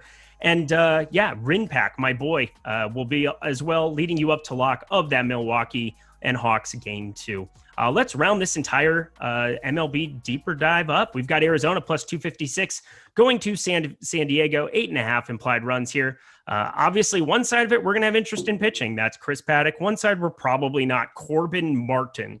Good Lord. Talk to me about Chris Paddack, and we'll just skip over Corbin Martin. Yeah, so I mean, the key here with Chris Paddack is it's a really favorable matchup against the Arizona Diamondbacks. He's also pitched better as of late. And Chris Paddack, who had a down year last year, looks like he's regaining the form he had from his rookie season. So now overall numbers for Chris Paddack on the year, 4.1 ERA, 3.83 expected ERA, strikeout rate up to 25.8%. On paper, he is one of the top pitching options on the slate. The only issue here is now the ownership is starting to get pretty steep. So now, especially that there's no more Houston Astros game and Framber Valdez was picking up some ownership, it looks like all of that has gone to Chris Paddack, because we currently have Chris Paddack projected for 33% ownership on DraftKings with an 18.3% chance being a top pitcher. On FanDuel, Chris Paddack picking up 16% ownership with a 7% chance being the top pitcher on the slate. So, you know, with that in mind, I think that it's absolutely fine to roster Chris Paddack. I'm going to be doing it as well. I just don't think I'm going to have quite as much as exposure as the field does. That makes a lot of sense. Just not I always think of him being a better real life pitcher. Maybe kind of goes into the Jose Barrios kind of side of things where he's just kind of fine and he's there. He always seems like he's going to be a little bit overpriced. Doesn't walk anybody, 5.3% walk rate on the season, but 25.8% K percentage, kind of middle of the road for somebody that you're paying a little bit more than the average $1 here in this spot. But any Arizona bats to be looking at to pick on him with, because this is the lowest implied total, I believe, of the entire slate. No, not at all. I mean, if we look at the Arizona Diamondbacks, we do have them with a 0.8% chance to be the top scoring team on the slate. And even with 0.8% chance there, they're still actually going a little bit over-owned. 1% projected ownership, and that's still enough for the Arizona Diamondbacks to come out negatively leveraged. So no reason to get to Arizona today. And San Diego to round it out. Gigantic total here, actually, for comparable to these, like some of the bigger offenses here on the slate. You've got Pham, you've got Tatis, Cronenworth been coming alive, Machado, Hosmer. This whole top 5 looks pretty good. And then there's actually some pop in the backhand or on the back end of the lineup. Will Myers, Caratini hit the game-winning homer the other night. I guess that would have been like a week ago now. Time is an illusion. It doesn't make sense to me. But San Diego Padres, definitely some interest here, no? Yeah, the player that makes the most sense to me is Trent Grisham, likely going to be leading off for the San Diego Padres tonight, and or at least we have him projected to lead off. Only projected for 1% ownership, so he's the guy who looks the most under-owned on the Padres as a whole. Also, if you look at their top stacks tool, we do have them as being as the team with the 5th best chance to be the top scoring team of the day, and ownership doesn't really reflect that. So the teams in the same kind of ownership range as them all have much worse odds of being a top stack today. So Padres do look like they're going under-owned, and they're a team that I'm prioritizing fairly heavily with obvious pay-up options, Manny Machado, Fernando Tatis in the mix, then Trent Grisham as the best value play. 13 games. We stuck the landing, Greg, perfectly here. 6 o'clock on the East Coast, 3 o'clock out here on the West Coast. Any final words or plugs that you have for the people today? No, just everybody make sure to reach out to Eric on Twitter at Eric Lindquist and congratulate him. Wish him happy birthday as well. I hate you so much. It's just it's absurd. You frustrate me beyond all comprehension. But anyway, on a happier note, you get to see our friends Spags and Terry. They are actually nice people that are come on right after us here, leading you guys all the way up to lock here for all the MLB stuff that you need. NBA Live Before Lock with Eitan and Rinpack, starting up at 7:15 p.m. Eastern. Don't forget to check that out. Hit the like button, hit the subscribe button, hit that notification bell. Those all go a long ways for us. Get out of here. Good God, I can't even talk. Greg's frustrating me. He's Greg. He's mean. I'm Eric. I'm nice sometimes. We'll catch you later.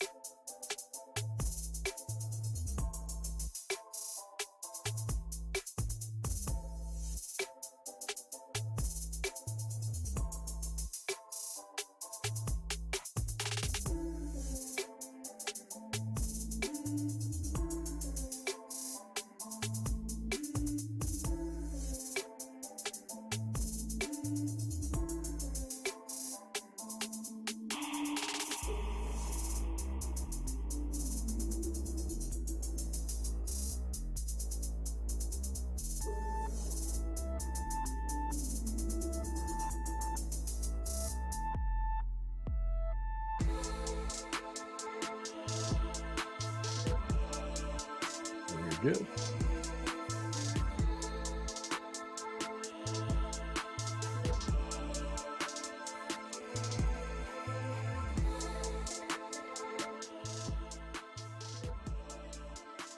What is up, guys? It is time for a little MLB Live Before Lock show. We'll take you through the next hour and 2 minutes until lock, talking about everything you guys have to know on today's slate. We'll start with the top pitching. We'll talk about the top stacks, and we will hit it all for you guys today. But I am Chris Spags, joined once again by our Director of Customer Success and an all-around good guy and DFS player. He's Terry McBride. How you doing, Terry? They're pretty good, bud. Doing pretty good. How about you? What's going on today? Oh, nothing special here. Obviously, no, it is. If you didn't see the last show yesterday that I did with Greg, the Live Before Lock, my last Osmo show for the summer, I guess, or like a month or so, I'll be taking some time to chill. So much like the celebrity I am, like a Conan O'Brien, I get to go take time to hang out. But no, this will be a fun one to do this with you, Terry, as well, and talk about MLB and give guys hopefully some quality takes here. I guess the one thing we need to hit on first, hit that like button if you can. I love Eric and Greg, but God damn it, they don't get enough likes sometimes because they just don't ask for it. They're too humble. As you know, you can look at Eric Lindquist and you can only see humility coming off that face. So help us out. Hit that like button. I feel like we can get to a respectable 125 likes right now, and that'll be enough to shut me up for a little bit. So please do that. And also make sure to go use the promo code MLB Live Before Lock at Osmo.com/join. We're going to talk a lot about the data on this show, including the player projections, which are free today. But if you want to get all the top stacks tool, top pitchers tool, ownership projections, and player projections, get them for yourself with the promo code MLB Live Before Lock for 25% off of your first week at Osmo.com/join. And the last plug before we start talking about the pitching is make sure that you are also playing over at No House Advantage, which is doing a great job putting a different spin on daily fantasy sports and prop betting out there, where you're not competing against the house, you're competing against your fellow players in a DFS style tournament, and you're doing it all for cash prizes over at No House Advantage. So go take a look. You'd see them on the screen right there. It's simple enough. You could find guys, look at their walk numbers or their hit numbers, and just getting the overs, the unders, strikeouts as well are going to be in play on there. But same prop bets that you're seeing on the books, you will find on there. And honestly, some of the lines deliberately less efficient than some of the books. So they're set earlier in the day. If you get a weaker lineup or a stronger lineup, they won't update to reflect it. It's just going to be whatever the situation lays for them. So go play over at No House Advantage. Download them in the App Store of your choosing and get a $20 deposit match when you use the promo code OSMO over at No House Advantage. So take a look again and play over at No House Advantage. Sites like them are trying to get guys and gals like you in the door to take a spin on their version of daily fantasy sports. But let's talk about this slate, Terry. We got some top pitching to hit on up top, and it is a slate that unquestionably will come down to one guy, Carlos Rodon. The ownership for him going to be pretty lofty across the sites, and you'll come with the FanDuel perspective, but on DraftKings, he has a 50% expected ownership tag, 40% chance of being a top pitcher today, a little bit less than that according to the top pitchers tool. And Rodon, the spot, one of those guys, you heard Greg and Eric talk about it at some length in the deeper dive, not been affected too much by the spin rate issues, has been a monster strikeout guy in the year with a 37% strikeout rate, 2.9 xFIP. All the numbers looking great. So how are you approaching Rodon, where he's going to be very chalky? And on FanDuel, with only one pitcher, you are seeing a high risk of him being overowned according to the top pitchers tool. Yeah, and that's the concern for going into the slate earlier in the day when I was expecting to have Framber Valdez available at a similar but not quite as high price range and similar-ish projection for me. I was willing to offset and kind of, enthusiastic maybe about getting under the field's ownership on Rodon. At this point, I don't know where else we're really going. It's such a messy slate that I think coming in at least around the field across a full slate of lineups, at least on the FanDuel slate at 26.7%, looks like he's around 50%, which is appropriate on DK too. So on both sides, really coming in around the field or even edging up above the field, I think is the appropriate play here. Striking out 36.6% of hitters on the year, 2.91 just crackling xFIP, 0.84 WHIP, 15.8% swinging strike rate. Everything's been excellent. Going up against the Mariners team, 25% strikeout rate on the season for the active roster. There's a couple guys in there, Ty France and JP Crawford, who limit strikeouts pretty well, but everybody else strikes out a lot. So there's a good upside here for him to just have the dominant start of the day. And that team, that's fourth worst in baseball overall against lefties, 27.9% strikeout rate for their active roster, 3.56% home run rate, 0.161 team ISO, both in the middle of the league, but they create runs 15% worse by WRC plus as a unit. It's just not a great offense. So there's not a big threat. Great strikeout spot for him. I think the projection and the ownership and everything about it makes sense. Just kind of got one of those ones where you just kind of got to walk into the field, I think, on this play. Yeah, we've seen a lot lesser men have really good success going against Seattle. We've also seen good pitchers have the epitome of success against Seattle as well. And also some guys, honestly, throwing no hitters against them that are probably not the most competent. Carlos Rodon throwing 101 pitches per start. Certainly a guy that has the ability to go deep in the game if he is working efficiently. He hasn't worked that efficiently on the year, though, 4.2 pitches per batter face. So that's a mark that can definitely ramp up in efficiency here going against Seattle. So Rodon, to me, live for in every possible way, best combination of floor and ceiling on the slate. And the ownership may feel scary, but it does seem like it's very justified in a slate like this one where the pitching just doesn't jump out. And I guess that's a follow-up question I have for you, Terry, where we lost that Houston-Detroit game. If you missed the news on that one, that game's been postponed due to the weather going on. Framber Valdez was a guy who did look pretty good on paper. Ownership didn't seem that crazy, though. It might have been marked down a little bit because of the rain risk that was going on pretty much from we talked about it this morning on the strategy show. But how are you seeing the pitching slate with those guys being taken off the board? I mean, I guess I say those guys, really Framber Valdez, because he was one high-priced option on DK I would have thought would have been a viable pivot to a guy like Rodon. And now I think the pivots are kind of substantially worse and just not as appealing and not as close in price tag either. So how do you view the lack of Valdez here changing the slate? Yeah, he was the one guy that was in range in terms of price and projection for me. Everybody else is at least a step down. And then there's a pretty big gulf in price. So you're just going in completely different construction directions, which isn't necessarily a bad thing. Like if you're on DK and you want to leave Rodon out and go to like a Minor Lopez combo for 87 and 9,300 respectively, you're getting to very different construction availability than anybody who's rostering Rodon in either spot. So at least it creates like an interesting situation around those ownership shares. I do wish we just had one more reliable starter to kind of plug into that role.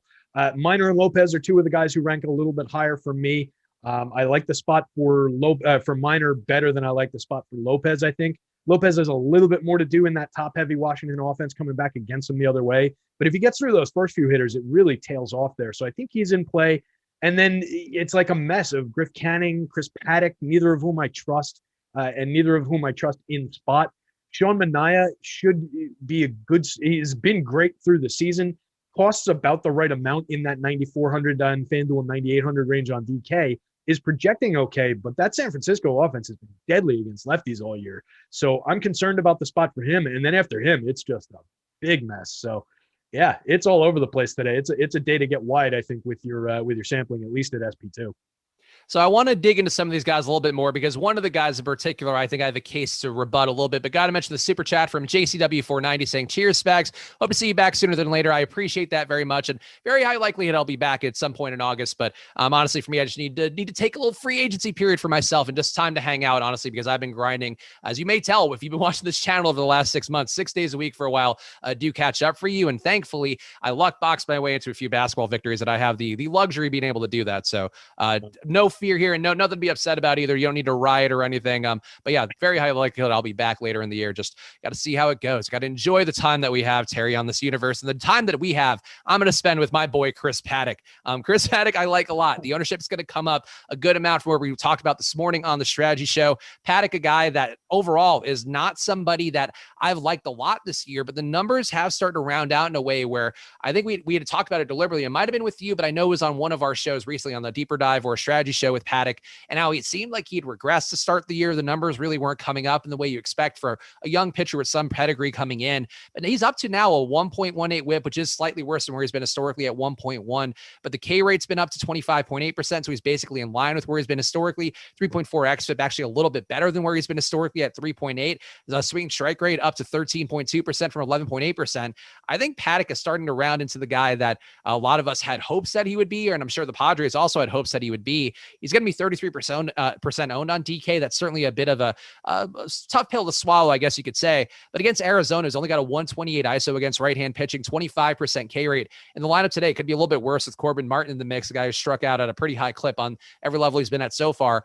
I feel like Paddack is another play. Like Rodon to me is the safest play and also probably has the highest ceiling by a good margin. But Paddack, I find it hard to believe he gets killed here. And I know you vocalize a little concern there for him. So are you coming under the field on Chris Paddack, or would you, I guess, at the 33% on DK? It's interesting. It depends on how I'm building and where I'm building. If I'm building 4-mans, I think I'm going to be getting to a lot of Padres 4-mans today. And if I'm building 4-4s on FanDuel, that would squeeze out Chris Paddack shares. So I might end up a little bit under the field. The field's at around 15% in our last FanDuel projection. That would be kind of where I'd want to come in. So if I end up a little bit under that, I'm comfortable with it. If I end up over it, I'm comfortable with it. I don't hate the spot. He projects all right. I've got him as one of the higher projected pitchers on the board in general. I'm just a little bit concerned around some of the contact metrics. He's sitting 31st percentile in expected slugging percentage against, 42nd in average exit velo against, and just 24th percentile in barrel rate allowed. So it's a little bit concerning when you're not getting that monstrous strikeout upside, 61st percentile strikeout rate. You mentioned it's climbing a little bit, but he's still not back to that 26 and change. There's 26.9% that we got from him in 2019 in his rookie year in San Diego. He's up to 25.8%, not walking that many hitters of 5.3%. So there are good indicators there in terms of what he's been able to do and bringing himself back to what we were expecting, kind of like what you said. Hopefully we get more out of him and he continues to grow. It's just some of the contact numbers give me a little bit of hesitation when some other guys are projecting equally well, and I think maybe have a little bit better of a strikeout spot. It is worth pointing out, to follow up on Terry's point, the MLB props tool we have now, which just got rolled out this week, so you haven't checked it out. I'll drop a link in the chat again so everybody can take a look, because it is a new one and is one that can add value to what you guys are trying to do in the betting markets. But a spot here for Chris Paddack, 6.5 strikeouts is the line that's going to be in most books. And Osmo does have it a 64% chance of being under, so maybe a little bit of a cosign for you. The things that I would point to for Paddack is that the velocity is up to 94.8 miles per hour from 94.2 since 2019. And again, it's just a weak matchup. So I think when you combine matchup with his stuff looking better, a park too that should play pretty well for pitching, a little bit humid, 85% humidity, but still only 65-degree weather. I am a believer in Paddack, and I think he is another guy to me. Hold hands with Paddack, hold hands with Rodon. I think that's the approach on DK, and I could certainly get having some reservations, but 3 implied runs for Arizona, bad team on the year. I think I have a little more confidence going there.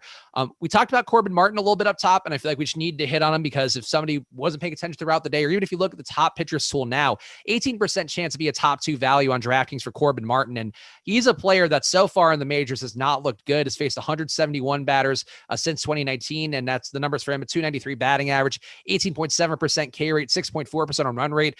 Just this year, he's faced 79 guys, and it's been even worse. A 2.04 whip, 300 batting average, 16.5% K rate.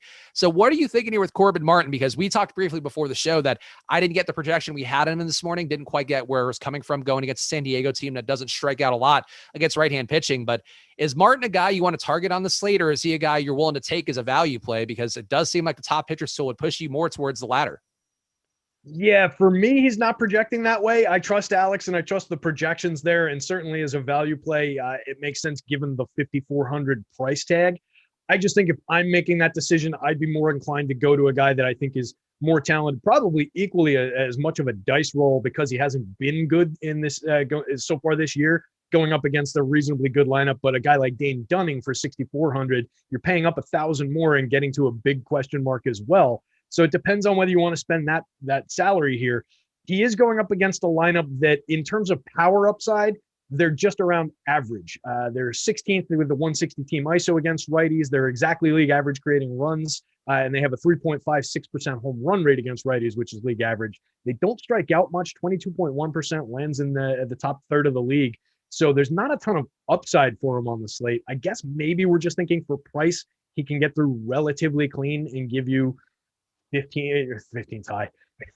Give you, 10, 13, something like that, DraftKings points, and maybe that's enough based on what bats he gets you to. Just for me, though, it's very much on the other side of this one. Like I said before, I'm going to be pretty heavy Padres stacks. I get great indicators for them up and down. I love the fact that they also steal bases. So I think they're an upside stack that's not owned enough. I'd be going the other way on that.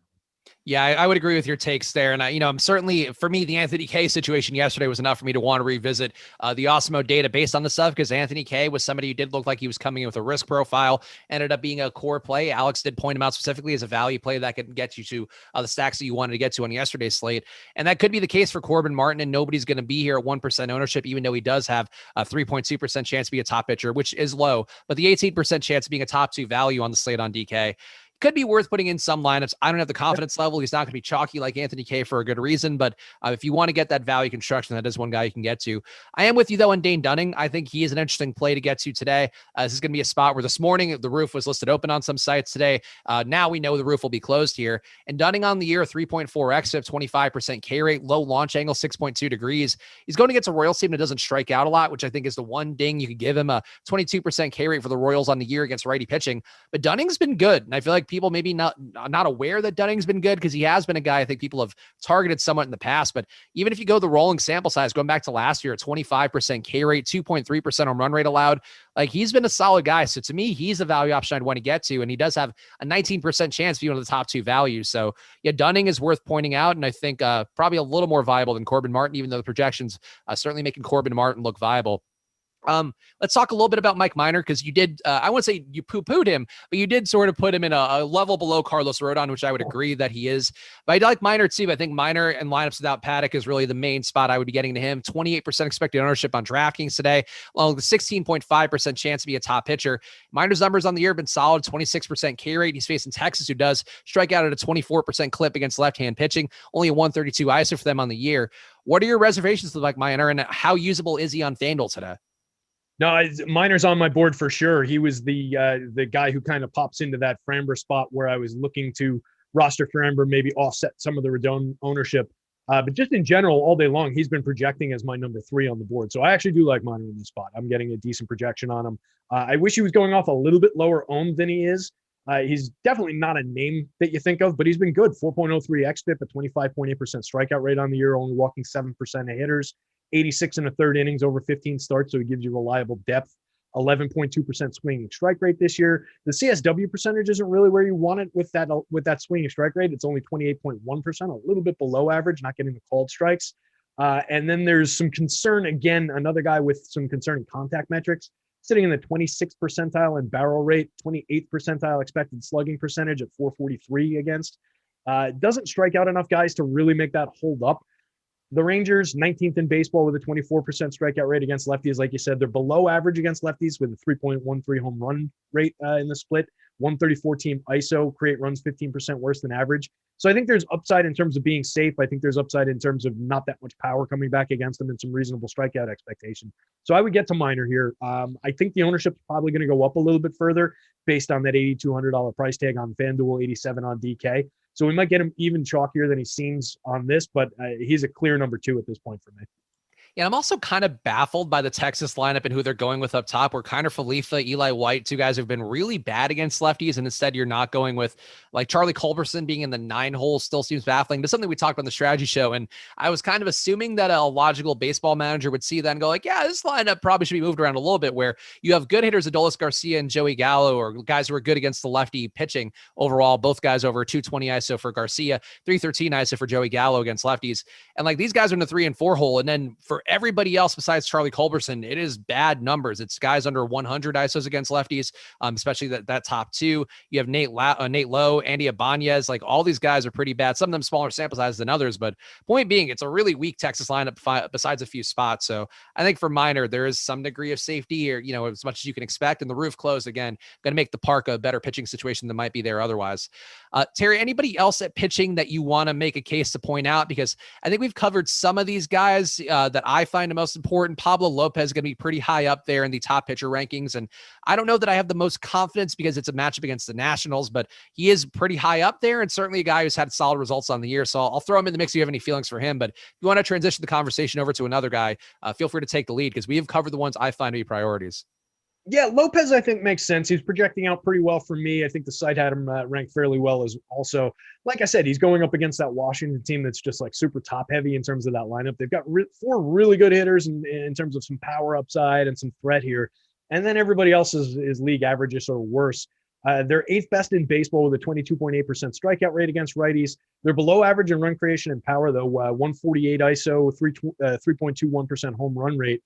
Great run, 6% worse than average by WRC plus on the split. So there's some upside there. If he gets through the first few hitters, I think he's all right here. 25% strikeout rate for him on the year, 85 innings completed in 15 starts. So another guy giving you reliable depth and at least reasonable shot at a quality start, if not a win here. 3.50 xFIP, a 1.07 whip, inducing 11% swinging strikes. I like the spot. I think that he's reasonable in terms of the ownership. So yeah, there's a little bit of upside there for me. So I'd be going to some Lopez shares here for sure. Other guys on the boards, I mentioned Griff Canning. I think he's projecting a little bit better for the site than me. I'm a little bit worried about him with Tampa's offense coming back against him. And then I mentioned similar concerns. I'm getting a decent projection for Sean Manaea, but I'm also concerned for him just based on some of the quality that San Francisco has shown against left-handed pitching so far this season. They've got a 4.96% home run rate, best in baseball against lefties. Creating runs 11% better than average. Team ISO 183. So they've been good against lefties, striking out in the middle of the league 23.5%. So it might shave a little upside, might put Manaea in a little bit more danger than we're seeing there. Everybody else is kind of a mix-in option at best for me, if not just completely removed from the player pool at this point. There's just not a lot on the board.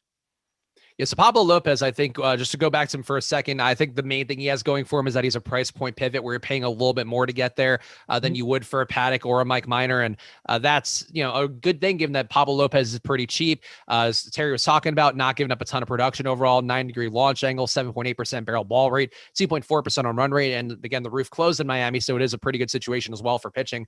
And speaking of a good situation for pitching, Terry, I'm going to throw one out there that we have not said the same out loud yet. Maybe it's a Voldemort situation where we probably shouldn't, but John Lester, I think, is kind of intriguing in this spot. And this morning I said, to me, he seemed worth 10% ownership. I do think Dane Dunning is a slightly better play, though the matchup for Lester is a lot better going against Miami, who strikes out at a 28% clip, only a 141 ISO against left-hand pitching. And to be clear, Lester is bad. He's been worse this year as well, 16.3% K rate, which is down from 19.5% since 2019. But I think this is one of the spots where Lester, to me, can kind of claw back at that average and get closer to 19.5%. It's a Miami team that's pretty hapless, and with the roof being closed, I think in this spot, Lester is he's well worth the 10% ownership and not a penny more, I would say. But do you have any thoughts on John Lester? On FanDuel, I think you're not doing that one. You can go some other directions. But on DK as an SP2, I think he's worth that 10%. Yeah, it's interesting. I've got him and Dunning right next to each other in my personal projections. So they're very similar plays to me. I do have Dunning is like 1.5 points higher based on FanDuel projections, but it's negligible difference. You're getting around the same ownership, similar pricing. My preference would be Dunning, and if I'm choosing between the two, I just think he's more talented, maybe a kid on the upswing rather than getting to a wash John Lester. But we have seen people win with Lester before. It's never really personally happened to me, but I know that it does happen. So yeah, I think around that 10% ownership, DK only kind of a play. I can at least endorse that it's probably not going to completely kill you. There's enough upside there. That said, I do think this is an improved Marlins lineup. I'd be worried about some of the speed at the top of this Marlins lineup, particularly Jazz Chisholm and Starling Marte. Should be an easy spot for those guys to run here. So I'd be a little worried about that. And then there's reasonable right-handed power in this lineup with Garrett Cooper in there, with Adam Duvall in there. Jesus Sanchez is a lefty, but I wouldn't sleep on him. I mentioned him the other day, and he rewarded me with his second career home run. So we'll mention him again here, see if we can get another one. But yeah, not a great spot on either side. I think there's value in Lester at that ownership and that price on DK. Yeah, John Lester, not a guy I'm normally going to, but we have seen just enough times mediocre pitching being enhanced by the matchups they're in, the park factors they're in. So roof closed spot, you got to see that struck out at a 28% clip. And today I would have it a 31% clip for this lineup, though that is bolstered a bit by Pablo Lopez having a 50% K rate overall. But I'm with you. I think there's some danger here. You go through the lineup, there are a little more guys with a WRC plus above 100 than you're normally used to seeing in a Miami lineup. But John Lester, one dumpster dive that I'd be willing to take today. And I guess to fully close the loop here, we didn't touch on these guys very much, but Daniel Colombe, Will Crow, any of these, even Kwang Hyun Kim. I feel like Kwang Hyun Kim probably the one you can make the best case for. But with these guys into your lineups at all, I feel like the cheap price tags, maybe some logic in going there, and I just feel like we have to mention them just for completionism's sake. I should have brought it up before the show. I was really hoping you wouldn't make me defend this projection I'm getting for Kwang Hyun Kim. I got nothing for it. I cannot make a good case for why he's projecting as well as he is, other than the fact that the Pirates' offense in general is very, very bad. 142 team ISO against lefties, creating runs 13% worse than average, 2.60 home run rate, all among the worst in the league. The home run rate is dead worst in the league in terms of their ability against lefties, but they don't strike out. They're at 20.7%. That's second best in baseball against lefties. It's the one thing this team does well is not strike out. And they've added some quality hitters. They're better than I think some of their numbers have been so far to this point in the season. But that's really not it. It's more about the strikeout rate and his total lack of striking people out. I can't figure out why he's projecting well for me, but he is. So yeah, if I was picking a value play out of that list, it would be him. I would trust my model. That said, I'm not trusting my model. I would not have a bunch of Kwang Hyun Kim here. So it's really if you need that value play. Yeah, I'm with you. I think the other values, like I would be willing to take a little more stabs at John Lester relative to price tags and all that. Dane Dunning as well, because Kim is priced a little bit higher on DraftKings in a way that I think is not the most appealing, but he has been keeping the ball down pretty well. 9-degree launch angle facing a Pittsburgh team that has a 133 ISO on the year against left-hand pitching, so they're not generating a lot of power. 82 WRC plus. So as Terry will tell you, that's 18% less than league average going against lefties, and that's a spot that I think you can sort of justify a little bit going there, but certainly the weather here, probably the best overall hitting conditions in this spot in St. Louis, where it's 80 degrees, 83% humidity. So take on a little bit of risk there if you want. Kwang Hyun Kim, not going to be too highly owned for pretty good reason. But hey, it's that time. We got one super chat to hit on, which we'll touch on here. So hang on, Double R, but it's money time here. One more time before I go. Hide away, hibernate for the summer, maybe even get a tan. I might come back and have a normal human flesh tone after this one. I know. Sorry, Terry. If you have to do shows with me when I come back, I'm going to blow you out. I'm going to be like George Hamilton on here, just a prime Hulk Hogan, a prime orange sheen. I love it, buddy. I can't wait. I do hope you make it back to echo what the person in the chat said, man. That's definitely going to miss you hanging around and have had a blast doing these shows with you. So looking forward to you coming back sometime toward the fall when you're all rested up and tanned and bronzed and everything. You got your George Hamilton. And surprisingly jacked. That's the hope. And so if anybody has any PED hookups, feel free to slide in the DMs. But let me know. And you can find Stags on Muscle Beach for the rest of the summer. That's, I think, what we're saying. Yeah, just muscles on muscles there. But yeah, let's talk about the top 5 owned plays on DraftKings and FanDuel, because it's one more money time here. And Lord help me if anybody fucking steals this bit while I'm gone. I'm coming for their ass. But top 5 owned plays according to our ownership projections at Awesemo.com, which you can get for yourself, by the way, with that promo code MLB Live Before Lock for 25% off. Top 5 on DK, though. Number 1 overall going to be Carlos Rodon, 53% expected ownership. Number 2, Chris Paddock, 34% expected ownership. Number 3, Mike Minor, 26% expected ownership. Number 4, Freddie Freeman, 17% expected ownership. And number 5, Pablo Lopez, 17% expected ownership. Any surprises there, Terry? We've talked about these guys at some length. I feel like Freeman being that high might be the one, but we'll talk about that more in the top stacks. But does anybody jump out? I feel like Pablo being that high is maybe the one surprise, but him being the price point pivot, I do get it.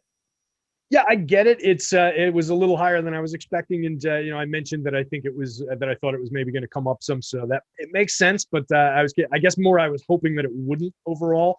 And then, just Freddie popping up in that high a level alongside a bunch of pitchers was a little bit surprising on this slate. I didn't really have them popping to that kind of a degree. So that's an interesting piece of hitter ownership for sure. The FanDuel top 5 is going to be number 1, Freddie Freeman, popular everywhere, 33% projected ownership on FanDuel. Number 2, Ronald Acuna, 33% expected ownership as well on FanDuel. Number 3, Carlos Rodon, 29% expected ownership. Number 4, Austin Riley, 26% expected ownership. And number 5, Ozzie Albies, going to have 24.4% expected ownership. So, Terry, that 4-man Brave stack, you think you're going to be under the field on that one today? I tell you, I do like the spot. I'm getting very good home run numbers for all four of those guys. They're all in deep green in my conditional formatting for the projection column here. It's just with that heavy ownership on a 13-game slate, there's a lot of other plays you can make with that salary, with that spot. So it's tricky. I prefer the ownership on DK where they're all in the mid-teens. Still a little heavy, but definitely a lot easier to roster over there. You're paying up a little bit different to do it. I think if I was rostering this team, I would try and figure out a way to work in a lower owned guy, but even Dansby is 21.5% on FanDuel, so you're not really gaining ground there. And Abraham Almonte, for me, isn't that guy. You're talking about a 31-year-old who's never really been much of a hitter, kind of just stuck in the middle of this lineup, filling in for Marcell Ozuna. They're going to find something else to do with that spot as the season rolls toward the trade deadline, I think. He's just kind of filler for me. So that wouldn't be the guy to offset it. I think I would be firmly under on the Brave stack, despite liking the spot here. Tough call. Yeah, Atlanta going to be very highly owned according to the top stacks tool as well. It does seem like they are the most over-leveraged team by a wide mile with 20% aggregate ownership expected compared to a 8.8% chance being a top stack on FanDuel. So on DraftKings, it won't be quite the same situation there. They have a 9.3% chance to be a top stack, 13.2% aggregate ownership. But on FanDuel, a lot of ownership going there. And I think your points about the stack are basically all you have to say about it. You're not decreasing the ownership product a lot by going to these guys, and anybody you are decreasing it with might not be that good. And I have more of a case, I think, to go to Almonte on DraftKings, where he's going to be under 7% owned, 3,500. And he does get on base pretty well. The power has certainly not been there, only a 2% barrel ball rate for him overall. But I think he's a guy that I wouldn't mind getting to, just being in the 5 hole in the hopes that he can get something going. The one question I'd have, though, is Vladimir Gutierrez that bad? Like, it is good park factors. And actually, this one, too, I made a mistake. I think this one probably has the best weather. 86-degree weather here. Park as well, going to be the best park as well for power. But 65% humidity, too. But going to these guys, Gutierrez given up a 19-degree launch angle, but he has had 1 or 2 useful days that I think have been surprising. And strikeout rates don't back it out. A 19% K rate, 9% swing strike rate, low chase rate as well. But is there any chance that Gutierrez people are targeting him a little bit too much? Probably. I do think that's apt. He is he's not an extreme prospect, but he is a fairly well-regarded kid. Just looking at some of his traditional scouting metrics, a plus slider, a plus curveball in terms of 60 grade on both, a 55 grade fastball, potential for a plus changeup. So he struggles with command and control a little bit, it looks like, and the strikeout rate hasn't really been there. Although this season in AAA, in the innings he's gotten down there, 17 innings, so it's a nothing sample, but he did strike out 31.3% of hitters there. Bigger samples across longer minor league spots. In 2018, 23.2% strikeout rate in AA, and then in 2019, a 19.2% strikeout rate in 137 innings. So he's probably not the extreme upside guy, but I think people maybe are targeting him a little bit more than his stuff would warrant. He is a talented kid. Yeah, I'm with you on that. And I think that's something where Gutierrez has panned out once or twice as a contrarian play. I don't think that's the case here. I do think he gives up a home run or two in this spot and drives up that low 2.5% home run rate he's given up so far. But I think he might be a little bit better than people realize. And especially on FanDuel where the ownership's that egregious, I wouldn't mind trying to get some mini stacks a little bit more, taking just a one-off and hope you can capture that power. Hope you can capture him, walk in a few guys, and then you get one guy to knock all the runs in, I think would be one thing that appeals to me. That's at Cincinnati on the other side. Oh, go ahead. I was just going to say, and on a slate like this, it's not like he's the one targetable name against a bunch of aces with extreme name recognition. We've got a bunch of gas cans to choose from on this slate. So there's just no reason to eat up that ownership to that degree. He's good. And yeah, if everybody's going to be there, I'm happy to go against some of these other pitchers and to take some of these other spots. So speaking of the other gas cans, and there are going to be some chalkier spots to get to, but Cincinnati didn't pay off fully for me yesterday, so maybe that's part of the logic that I'd like to go back there. But going against Drew Smyly's just been a good spot for years now, since 2019, giving up a 241 ISO across the board, high ISO to lefties as well. So those bats that are in this lineup should be able to get something going, though Jesse Winker's been so bad against lefty pitching that maybe even that can't get him going. But I like the Reds. Like, I think some of the price tags are gross on DK. You're paying over $5K for the first 3 guys, and then over $6K for Jesse Winker in the 2-hole as well. But Smyly's been so bad, a 16-degree launch angle, so basically asking guys to hit liners off them. Maybe they drive a little bit higher home runs. It's 11% barrel ball rate as well, 5 xFIP on the year, 5.6% on run rate. Him going to Cincinnati feels like it could be a torture chamber, and it's also a bad bullpen behind him that has a high fly ball rate of 39% for themselves. I think the Reds are underappreciated here, Terry, and I don't know if it's recency bias from them not having a great day. I think yesterday was when there were at least some talk about them. Do you like the Reds here? Are you willing to get there? And I don't know if it's a different situation with the pricing on FanDuel as well. Yeah, I do like the Reds here. I think they're profiling very well for power for me. They are one of the higher ranked teams in my home run model. There's a decent amount of power on the board today in the home run model. So we've got a bunch of teams popping to that magic 10 number across the lineup, and they're one of them. So they'd firmly be in play. In terms of pricing, they're relatively fairly priced. FanDuel's really not pricing anybody much above the 4,000 range all across the league this year. Like Acuna's on the other side of this one at 4,400, one of the higher priced players on the slate. Then you get Winker and Castellanos on the Reds at 4,000 and 4,100. Everybody else on the Reds is below 3,000, except for Eugenio Suarez at 3,100. So they're easy enough to roster. The ownership is in the low to mid teens. And then you're getting to some of the key hitters in here, like Jesse Winker, under 10% owned. Tyler Stevenson, not necessarily a clutch main, like go-to key hitter, but he's fourth in the lineup, hitting cleanup, and under 6% owned, 2,500. Joey Votto, 2,800, under 10% owned. There are very good spots in this lineup on FanDuel. Same looks pretty true on DK, but you're paying more to get to them. So they're a little bit more difficult to roster. Definitely wouldn't leave out Aristides Aquino and his power down toward the end of the lineup, especially if you're going to Eugenio Suarez. Maybe you roster the both of them. That said, they're both getting a little bit of attention on the FanDuel slate because they're cheap and because they have that power upside. Yeah, I'm with you on all those guys. To me, Castellanos jumps out. Stevenson jumps out. As Terry mentioned, Eugenio Suarez, Aquino, those we talked about on the morning show, maybe some risk that Aquino gets swapped out here because sometimes they do that when a righty pitcher comes in. But 318 ISO for him against lefties over a decent period of time in the last few seasons. I'm willing to take these shots today and hope that they pan out. And again, it might be another spot where only one or two guys get there, as was the case for the Red stack earlier. So, the 5-man stack, not a priority, but I think getting some bats going against Smiley just seems like a pretty good move. It's a rare spot, Terry, today where the top stack or the top projected stack today on DraftKings is going to actually be under owned. That has not been the case at all this year. And it's actually surprising to me, given that we lost that Houston game as well. But Toronto currently projects to be under owned on the top stack. Stool, 13% chance to be a top stack along with 10% aggregate ownership.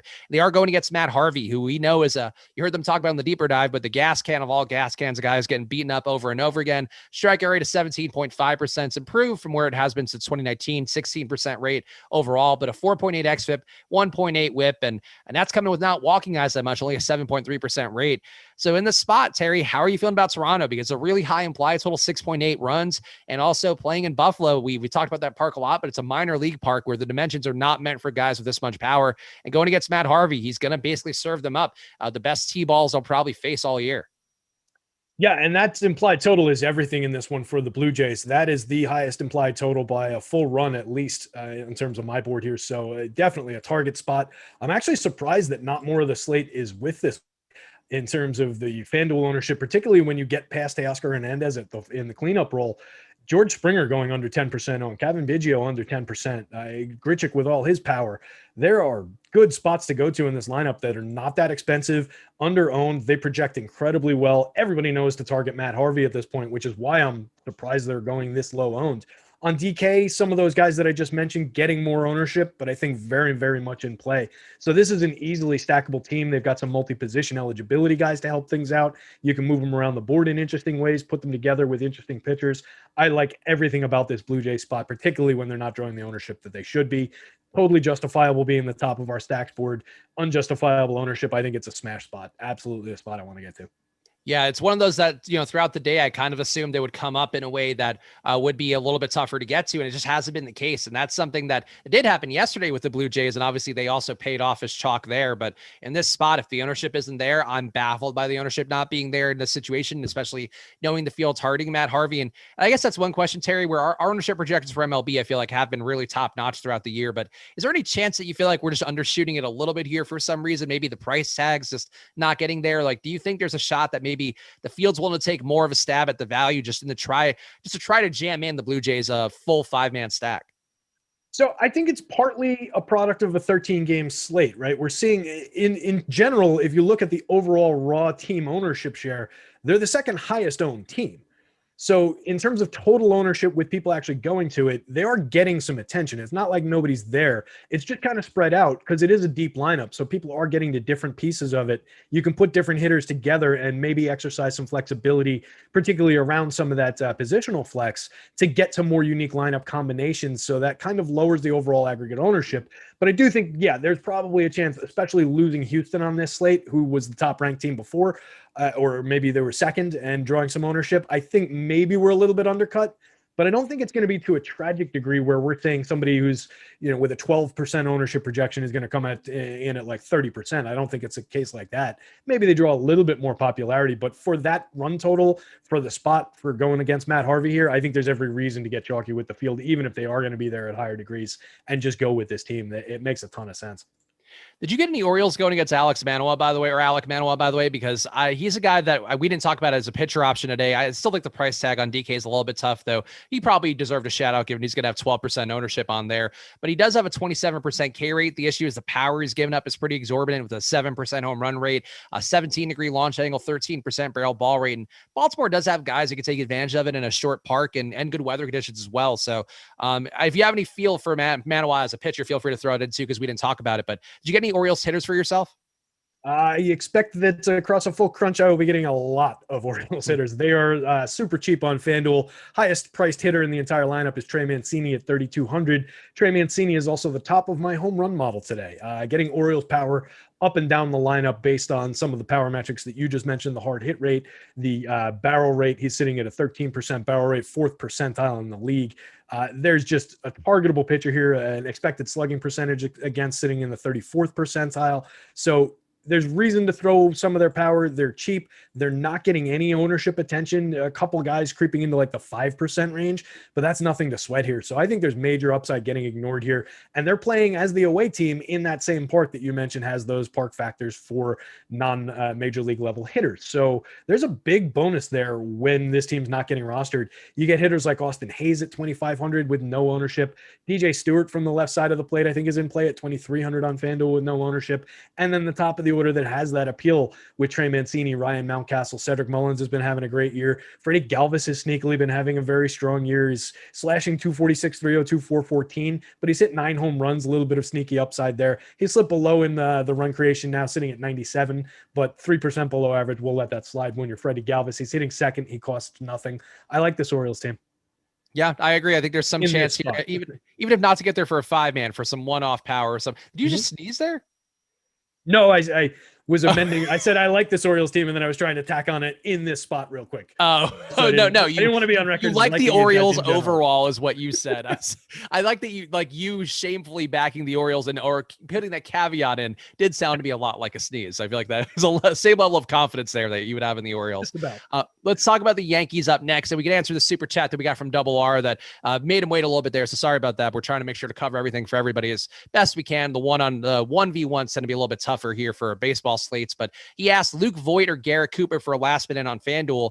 I feel like it would have to be Luke Voit. I don't like Miami very much at all, but Luke Voit at least has one-off power. So as a last man in going against Perez, who doesn't give up a ton of power, but park factors here should be a little more better or a little more positive than usual. 74-degree weather, not the best, but 75% humidity is not bad at all. And Voit just a power bat. So I think that's the one off for me, Terry, on FanDuel, unless you feel stronger for Garrett Cooper.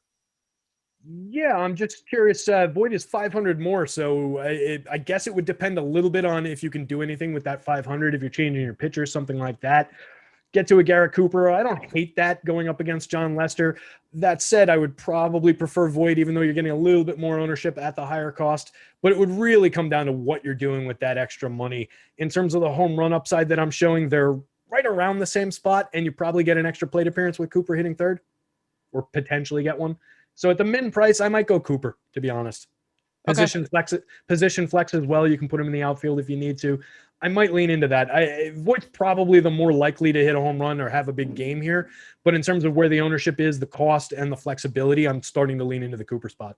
Okay, that's a reasonable way to look at it. But let's transition to talk about the Yankee stack, because they as well, much like Toronto, looks a little bit under-owned according to the top stack. Sewell could be the size of the slate like Terry's talking about, but 11% chance to be a top stack along with 9.4% aggregate ownership expected on DraftKings going against Martin Perez.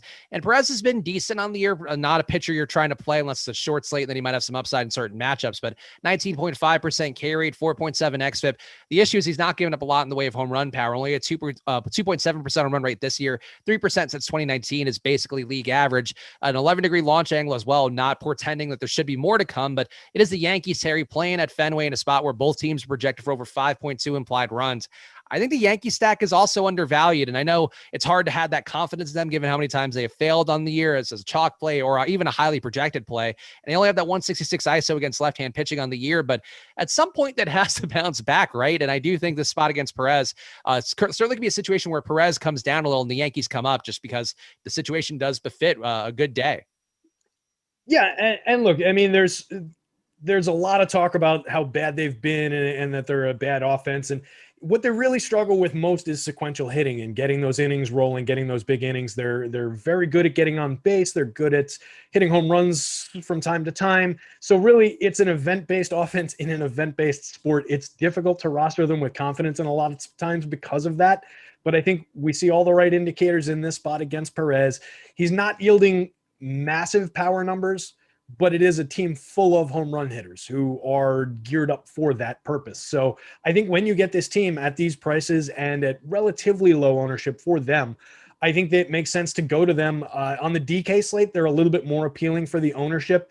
They're creeping into the low teens and some of the key hitters in the mid-teens, like Luke Voit around 16%, Judge around 15% on the FanDuel slate, starting to get into the place where, maybe there are better plays on a slate of this size. They don't pop for me in that all the way to that degree, but I think going under owned, there are compelling reasons to at least look at the team stack, and you get hitters like DJ LeMahieu at the top of this lineup.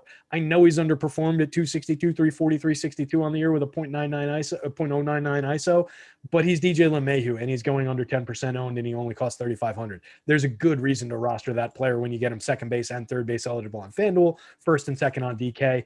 Plenty of reasons to go there, plenty of ways to weave this lineup together in unique ways. Yeah, DK, I'm always willing to get to Clint Frazier, which might be generally my undoing whenever I do stack the Yankees. So I guess this year you could probably point to a lot of different things, but 2K minimum salary on DK for Clint Frazier, a guy who's had some pop, has an 11.3% barrel ball rate. That'd be fifth on the team. I think he's actually an interesting guy to round out a 5-man stack where if you did have Judge, Sanchez, Stanton, Voit, and then you do have Clint Frazier rounding it out, that decreases the ownership and saves you a little bit of money. So to me, it's a spot, Perez has been good enough that maybe you're not dying to get there a crazy amount, but it's under owned, and I think taking your shots here seems worthwhile. Speaking of taking shots, Terry, Boston in the same game. Kind of surprising to me to see them be this low against Domingo Germán, who really hasn't been that great. An under league average strikeout guy so far this year, 22% rate, 5% on run rate allowed, giving up a lot of fly balls too at 44.4%, and the hard contact also on the upswing.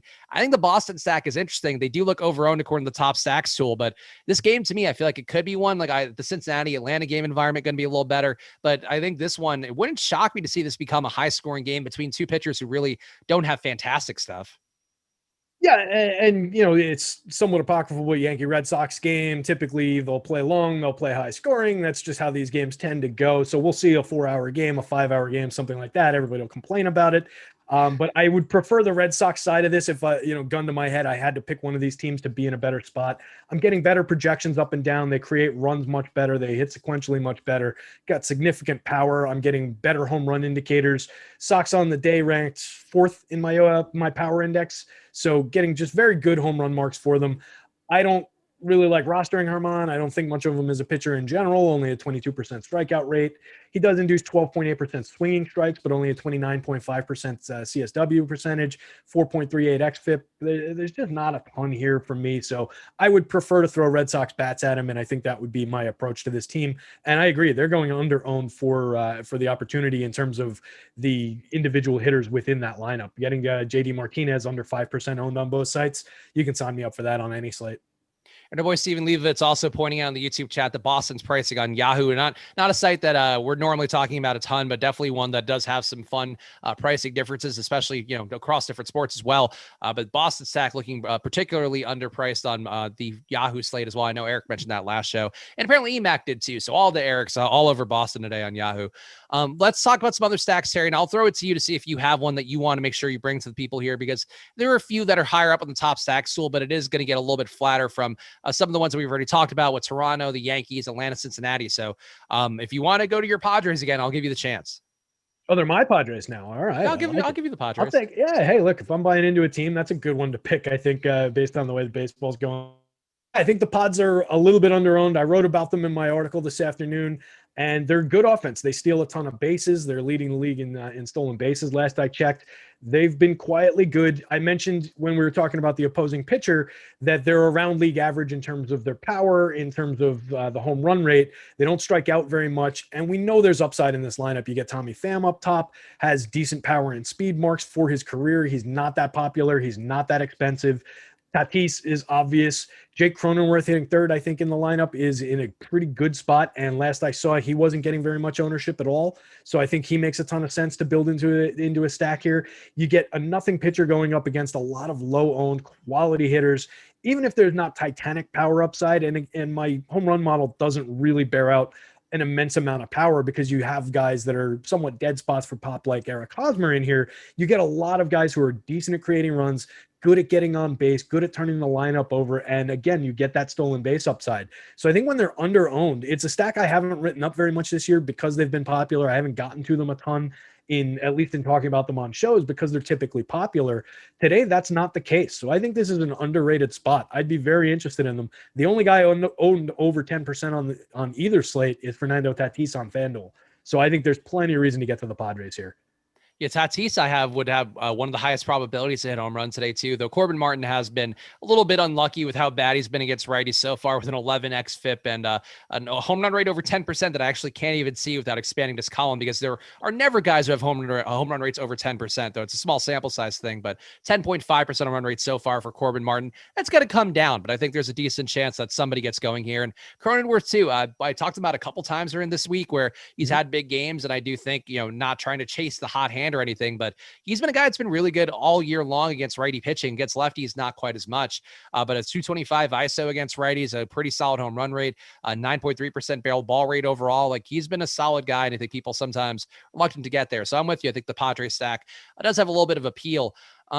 Any other stacks I feel like that we should get to? Minnesota's one we talked about this morning, and I think the ownership has now come down a little bit more, but they look like one of the most overowned teams on the slate on DK going against Cal Quantrill. Cal Quantrill, a guy that doesn't give up a lot of home runs, only a 1.6% rate this year, 2.9% home run rate since 2019, and a 9-degree launch angle and a 6% barrel ball rate. And for Minnesota, I feel like just keeps getting these matchups that they're not sort of built to take advantage of. They need to be going against the Dean Kramers of the world, the guys that the Matt Harveys of the world, going against Cal Quantrill. I don't see the production being there for them today, and they're going to be overowned. But do you have any stronger feelings for the Twins than I do? Let's take a look here. They hadn't been popping for me really through the day. It looks like in general, not projecting well. I get spots, like it has the conditional formatting in my projection column, right? So it's like orange, green, yellow, orange, and then the rest is red. So it's not a great block. I like to look for that block of green hitters, right? Green being the best in how this looks. So it's just interesting how they slot together. There's a good projection and then a gap and then a good projection. So, and it's on the obvious guys, the power guys like Nelson Cruz in the middle of the lineup, obviously Josh Donaldson there, Max Kepler from the left side of the plate. I don't hate any of the Twins in terms of the power upside. You could certainly put together a reasonable stack with those guys, plus the Alex Kirilovs, Jorge Polanco's of the world. It's just not really popping for me, not really making a ton of sense. So I don't want to sell it. I think Cal Quantrill's a more talented pitcher than we've seen so far. I think he's somebody who will eventually get there. So I don't really love throwing bats against him here. Any other stacks that you want to hit on here? I feel like Pittsburgh is one that I could talk about here. And I guess there are some people asking about the weather concerns of that Cardinals game. I'm seeing it in yellow on some of the weather sites, but we don't have a postponement risk in the projections right now. And nothing from News God in the Slack about this game being at risk. So unless you've seen anything, Terry, I think that one's supposed to play, but I that's just what I'm looking at based on our data. Yeah, I try not to play weatherman as much as possible, so I would just trust what our postponement risk column says and whatever the news god's dropping into the various chats in terms of some of the DFS weathermen who just do this better than I do. So I won't speculate. The other one that I did see that was at least lingering in the back of my mind, maybe to ask you about, was weather in with the Chicago-Seattle game and all those Carlos Rodon shares. That was the only other one that I think was yellow earlier in the day. I'm not sure what it's looking like right now. Let me see. It's still in yellow, but I guess that it should be okay. I don't know. Like a News God also posted with whatever that DFS meteorologist guy posting a GIF of or a video of some weather pattern, but it looks like it's just clouds and not rain. So I presume it's okay. We don't have this postponement risk. I'll refresh the projections just to make sure this hasn't changed from our Osmo data team. But if it's a 0% postponement, I'm usually not trying to get cuter than that because I am not a meteorologist, even though the weather clearly an important part of baseball. But yeah, look, still 0%. So you got to take it as it is. Speaking of, Double R asking any St. Louis stack love on FanDuel. Terry, you know the FanDuel side of the equation a little bit better. But I do think that St. Louis does appeal to me going against Will Crow, guy who's not been that good. Conceptually, they should be able to get something going against a guy with a 273 batting average allowed, 4.7 xFIP, also walking guys at an 11% clip. And that can be tough against a St. Louis team that not walking a lot on the year against right-hand pitching, but should theoretically get better at that at some point with some of the walk rates they have on their team. But are you getting St. Louis as a stack going against Will Crow and the Pirates? Yeah, I'm curious, putting it through my sorting tool, which is beeping at me in the background as I'm talking about it right now. I'm curious how they would come out in the wash, because the hitters I really want to get to are the guys who are carrying a decent amount of ownership in the teens on FanDuel. That's Dylan Carlson, Paul Goldschmidt, Nolan Arenado, and Tyler O'Neill. All those guys have explosive power upside. All those guys have very good projections. They're also drawing significant ownership. I would try and work in like a Tommy Edman, grab some of his mid-range power and his speed upside. He's hitting sixth in the lineup today, not drawing that much ownership. If you needed to get to offset even more ownership, maybe you look to Yadi Molina or a Lars Nutbar. I think either one of those guys could be in play to offset it, but really the focus would be on the top four hitters. I do get good power there. I would roster them. It's just a concern about the ownership. So make sure you're putting it together with something unique on the other side.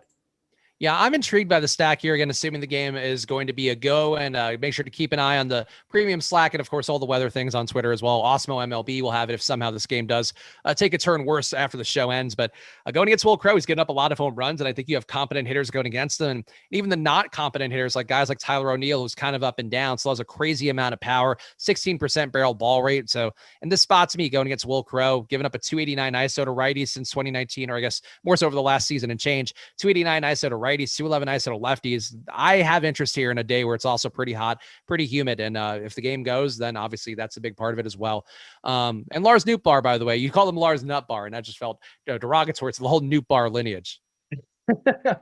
my apologies to the Nootbaar family and any actual Nutbars out there. Yes, yeah. The Nutbar family, they don't care at all. The Nootbaar family, bunch of divas over there.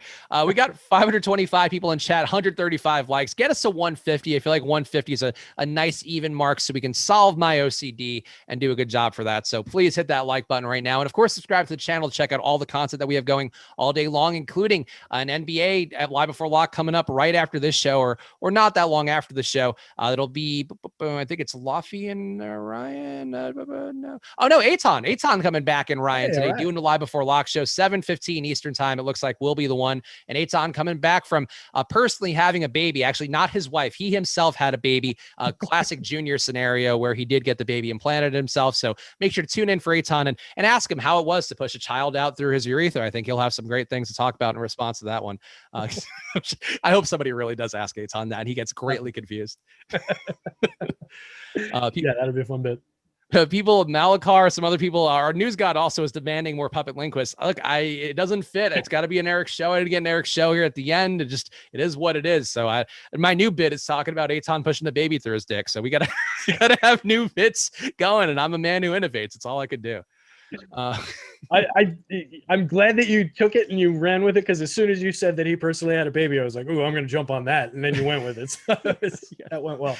Look, I think it's every man out there felt a visceral pain somewhere in the anatomy, and honestly, the ladies out there, I know our girl Blitz is in the chat, apparently having a nice day of drinking for herself. We actually have had a lot more ladies in chat recently, so shout to all of them. But they know some of them may know what it's like to have a baby or the horror there, and you lucky fellas out there, hopefully we'll never know. Any other stacks that you want to hit on here? I feel like we got we've covered most of the core teams here. Maybe the Dodgers are one to talk about real fast, given that they're rounding into full health, going to get Shake Arrieta. I don't know that I have the highest faith in them. They are projected with a decently, I guess not low, but a mid-range probability to be a top stack, 5.2% chance to be a top stack, along with 3.2% expected ownership on DK. Did you get to them, or I guess is there anybody else like the Dodgers who does stand out to you, even if you didn't necessarily find them to be a priority stack? Yeah, the Dodgers were one that I would have that I was going to call out in terms of where they rank on our top stacks tool. I do get decent projections for them up and down the lineup, pretty good power projections, so they would definitely be on the board. And then just in terms of how they look on as far as being one of the top ranked teams and not drawing much ownership at all, I can definitely get to that. One of the best lineups in baseball in general when healthy. And like you said, returning Cody Bellinger, returning Max Muncy to this lineup, you get a decent amount of health now. All these hitters are back, so there's good reason to roster them. And when not everybody's going to be on them, and it looks like that's more true on DK than on FanDuel, I think it makes for a great spot. The one concern is the pricing. 3 players up at the top of the lineup, Betts, Muncy, and Turner, all over 5,000. Major discount on Cody Bellinger, though, on DK. 4,300 on Cody Bellinger is a misprice, and only 10% of the field on him. I think that's a great spot for both a one-off and to include in stacks. Cody Bellinger, one of the best hitters and one of the best power hitters in baseball. Yeah, that was something that you talked about with the color coding on your sheet. For me, guys who are hitting well are going to be guys who are green. And the Dodgers lineup recently has had not a lot of green because you've had Mookie Betts out, you've had Bellinger out, you've had Justin Turner, Muncy out. Now this team is looking pretty green again. And I think this is the spot where the Dodgers start to remind people of why they were the World Series champion. And a team who certainly should pick up down the stretch with all the injuries they've had. Like you still have Gavin Lux in the lineup. You still have AJ Pollock. Actually, AJ Pollock's pretty good. You still have Zach McKinstry. I'll be mean to him instead. You have some guys who are not good, but now you have that top 5, all guys over a 128 WRC plus. Like this lineup is rounding into form, and guys like Arrieta may be the ones who do pay that price. We got a few minutes left until locks. Just make sure you're getting those lineups in. And a quick shout out here to where'd that go? Craig Arrowwood Jr. saying, "Welp, I'm going with Lester as my 2 on DK." Craig, love that pick. John Lester, the SP2 that we all know we need in our lives. Craig, I wish you luck. Godspeed, fella. That is an uncomfortable roster. I hope it's not that big a buy-in. Yeah, that's look, 10% ownership is what we said. I like taking on that risk profile for one cheap play, and people will be playing Dane Dunning a little bit more. They're too terrified to go to Lester way, but hopefully John Lester will come through one more time for us. Harken back to the days where he was actually good. Anything else you want to hit on, Terry? I feel like I could give some top props as well. Some of the highest win rate ones I feel like are just worth pointing to real fast. And again, that MLB props tool is an important part of what you should be doing for your betting options out there. Shop in the lines with Odds Shopper, but you can just go straight to the tool and bet the ones with the highest expected win percentage or expected ROI percentage. And it looks like Drew Smiley, the under on his strikeouts at 5.5, highest expected ROI percentage of 37%. Sean Manaea, the over on his 5.5 strikeouts, 36% ROI percentage. The home run props, you will be horrified to know all the unders looking a lot better in terms of expected ROIs, though. Guys like Hunter Renfroe and Matt Olson apparently looking a little better because their odds are juiced pretty well on some books to hit the over on their home run props. So check it out. Definitely some helpful things to take a look on there. And Terry, anything else here you're seeing that you want to bring to the people in these final seconds really before lock? I will bring the fact that they have at least 2-ish minutes because it's 7:07 lock, fortunately, as I'm trying to pace my line. By the time they hear it, delays, internet, all that, it'll be.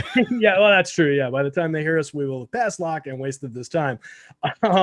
Yeah, I think it's like we said at the top of the show. I think if you're getting to a lot of SP2 shares on DK, you're probably doing things right. I think it's a day to spread out your ownership and get to some of those offbeat plays. Some of the less comfortable guys, like a John Lester in that SP2 spot, just kind of makes sense with the way that this slate is shaped, and with losing a premium value in Framber Valdez on this slate. I just think it makes sense to start spreading those shares around now. So that's how I would approach it. And yeah, other than that, good luck out there, everybody. Yeah, returning your Framber Valdez to John Lester, that's the kind of thing sometimes you got to do in MLB, but hey, upgrade those bats. That's what you should be doing. Make sure you're following at Digital B21 for all of Terry's content. He's retweeting the links like we all do. Follow me at Chris Spags, especially follow me at Chris Spags, because I'm going to be getting up some mischief. I'll be doing Splash Play with Peter Overzet. That's the one thing I'll be doing the next few months. And honestly, maybe I'll do some stuff on my own just for fun to keep myself entertained. Really depends how restless I get during this time off, but follow me at Chris Spags. Show me some love on there if you can. And of course, make sure to follow at Awesemo_com to check out all the content we have all day long, written articles, the videos on YouTube, sometimes flash giveaways that we didn't have a chance to cover on these shows. It's all at your fingertips at Awesemo_com. And a shout out to the news god as well, who I will miss seeing in chats daily for my time here. Though honestly, if there's NBA going, I'll be watching the show just like you guys as well, including the show coming up in 15 minutes, or actually 10 minutes now, with Eitan and Ryan coming up on the same channel. Different link though, NBA Live Before Lock, talking through the Eastern Conference Finals game coming up. We appreciate you guys for being here. Enjoy the rest of your days. Good luck.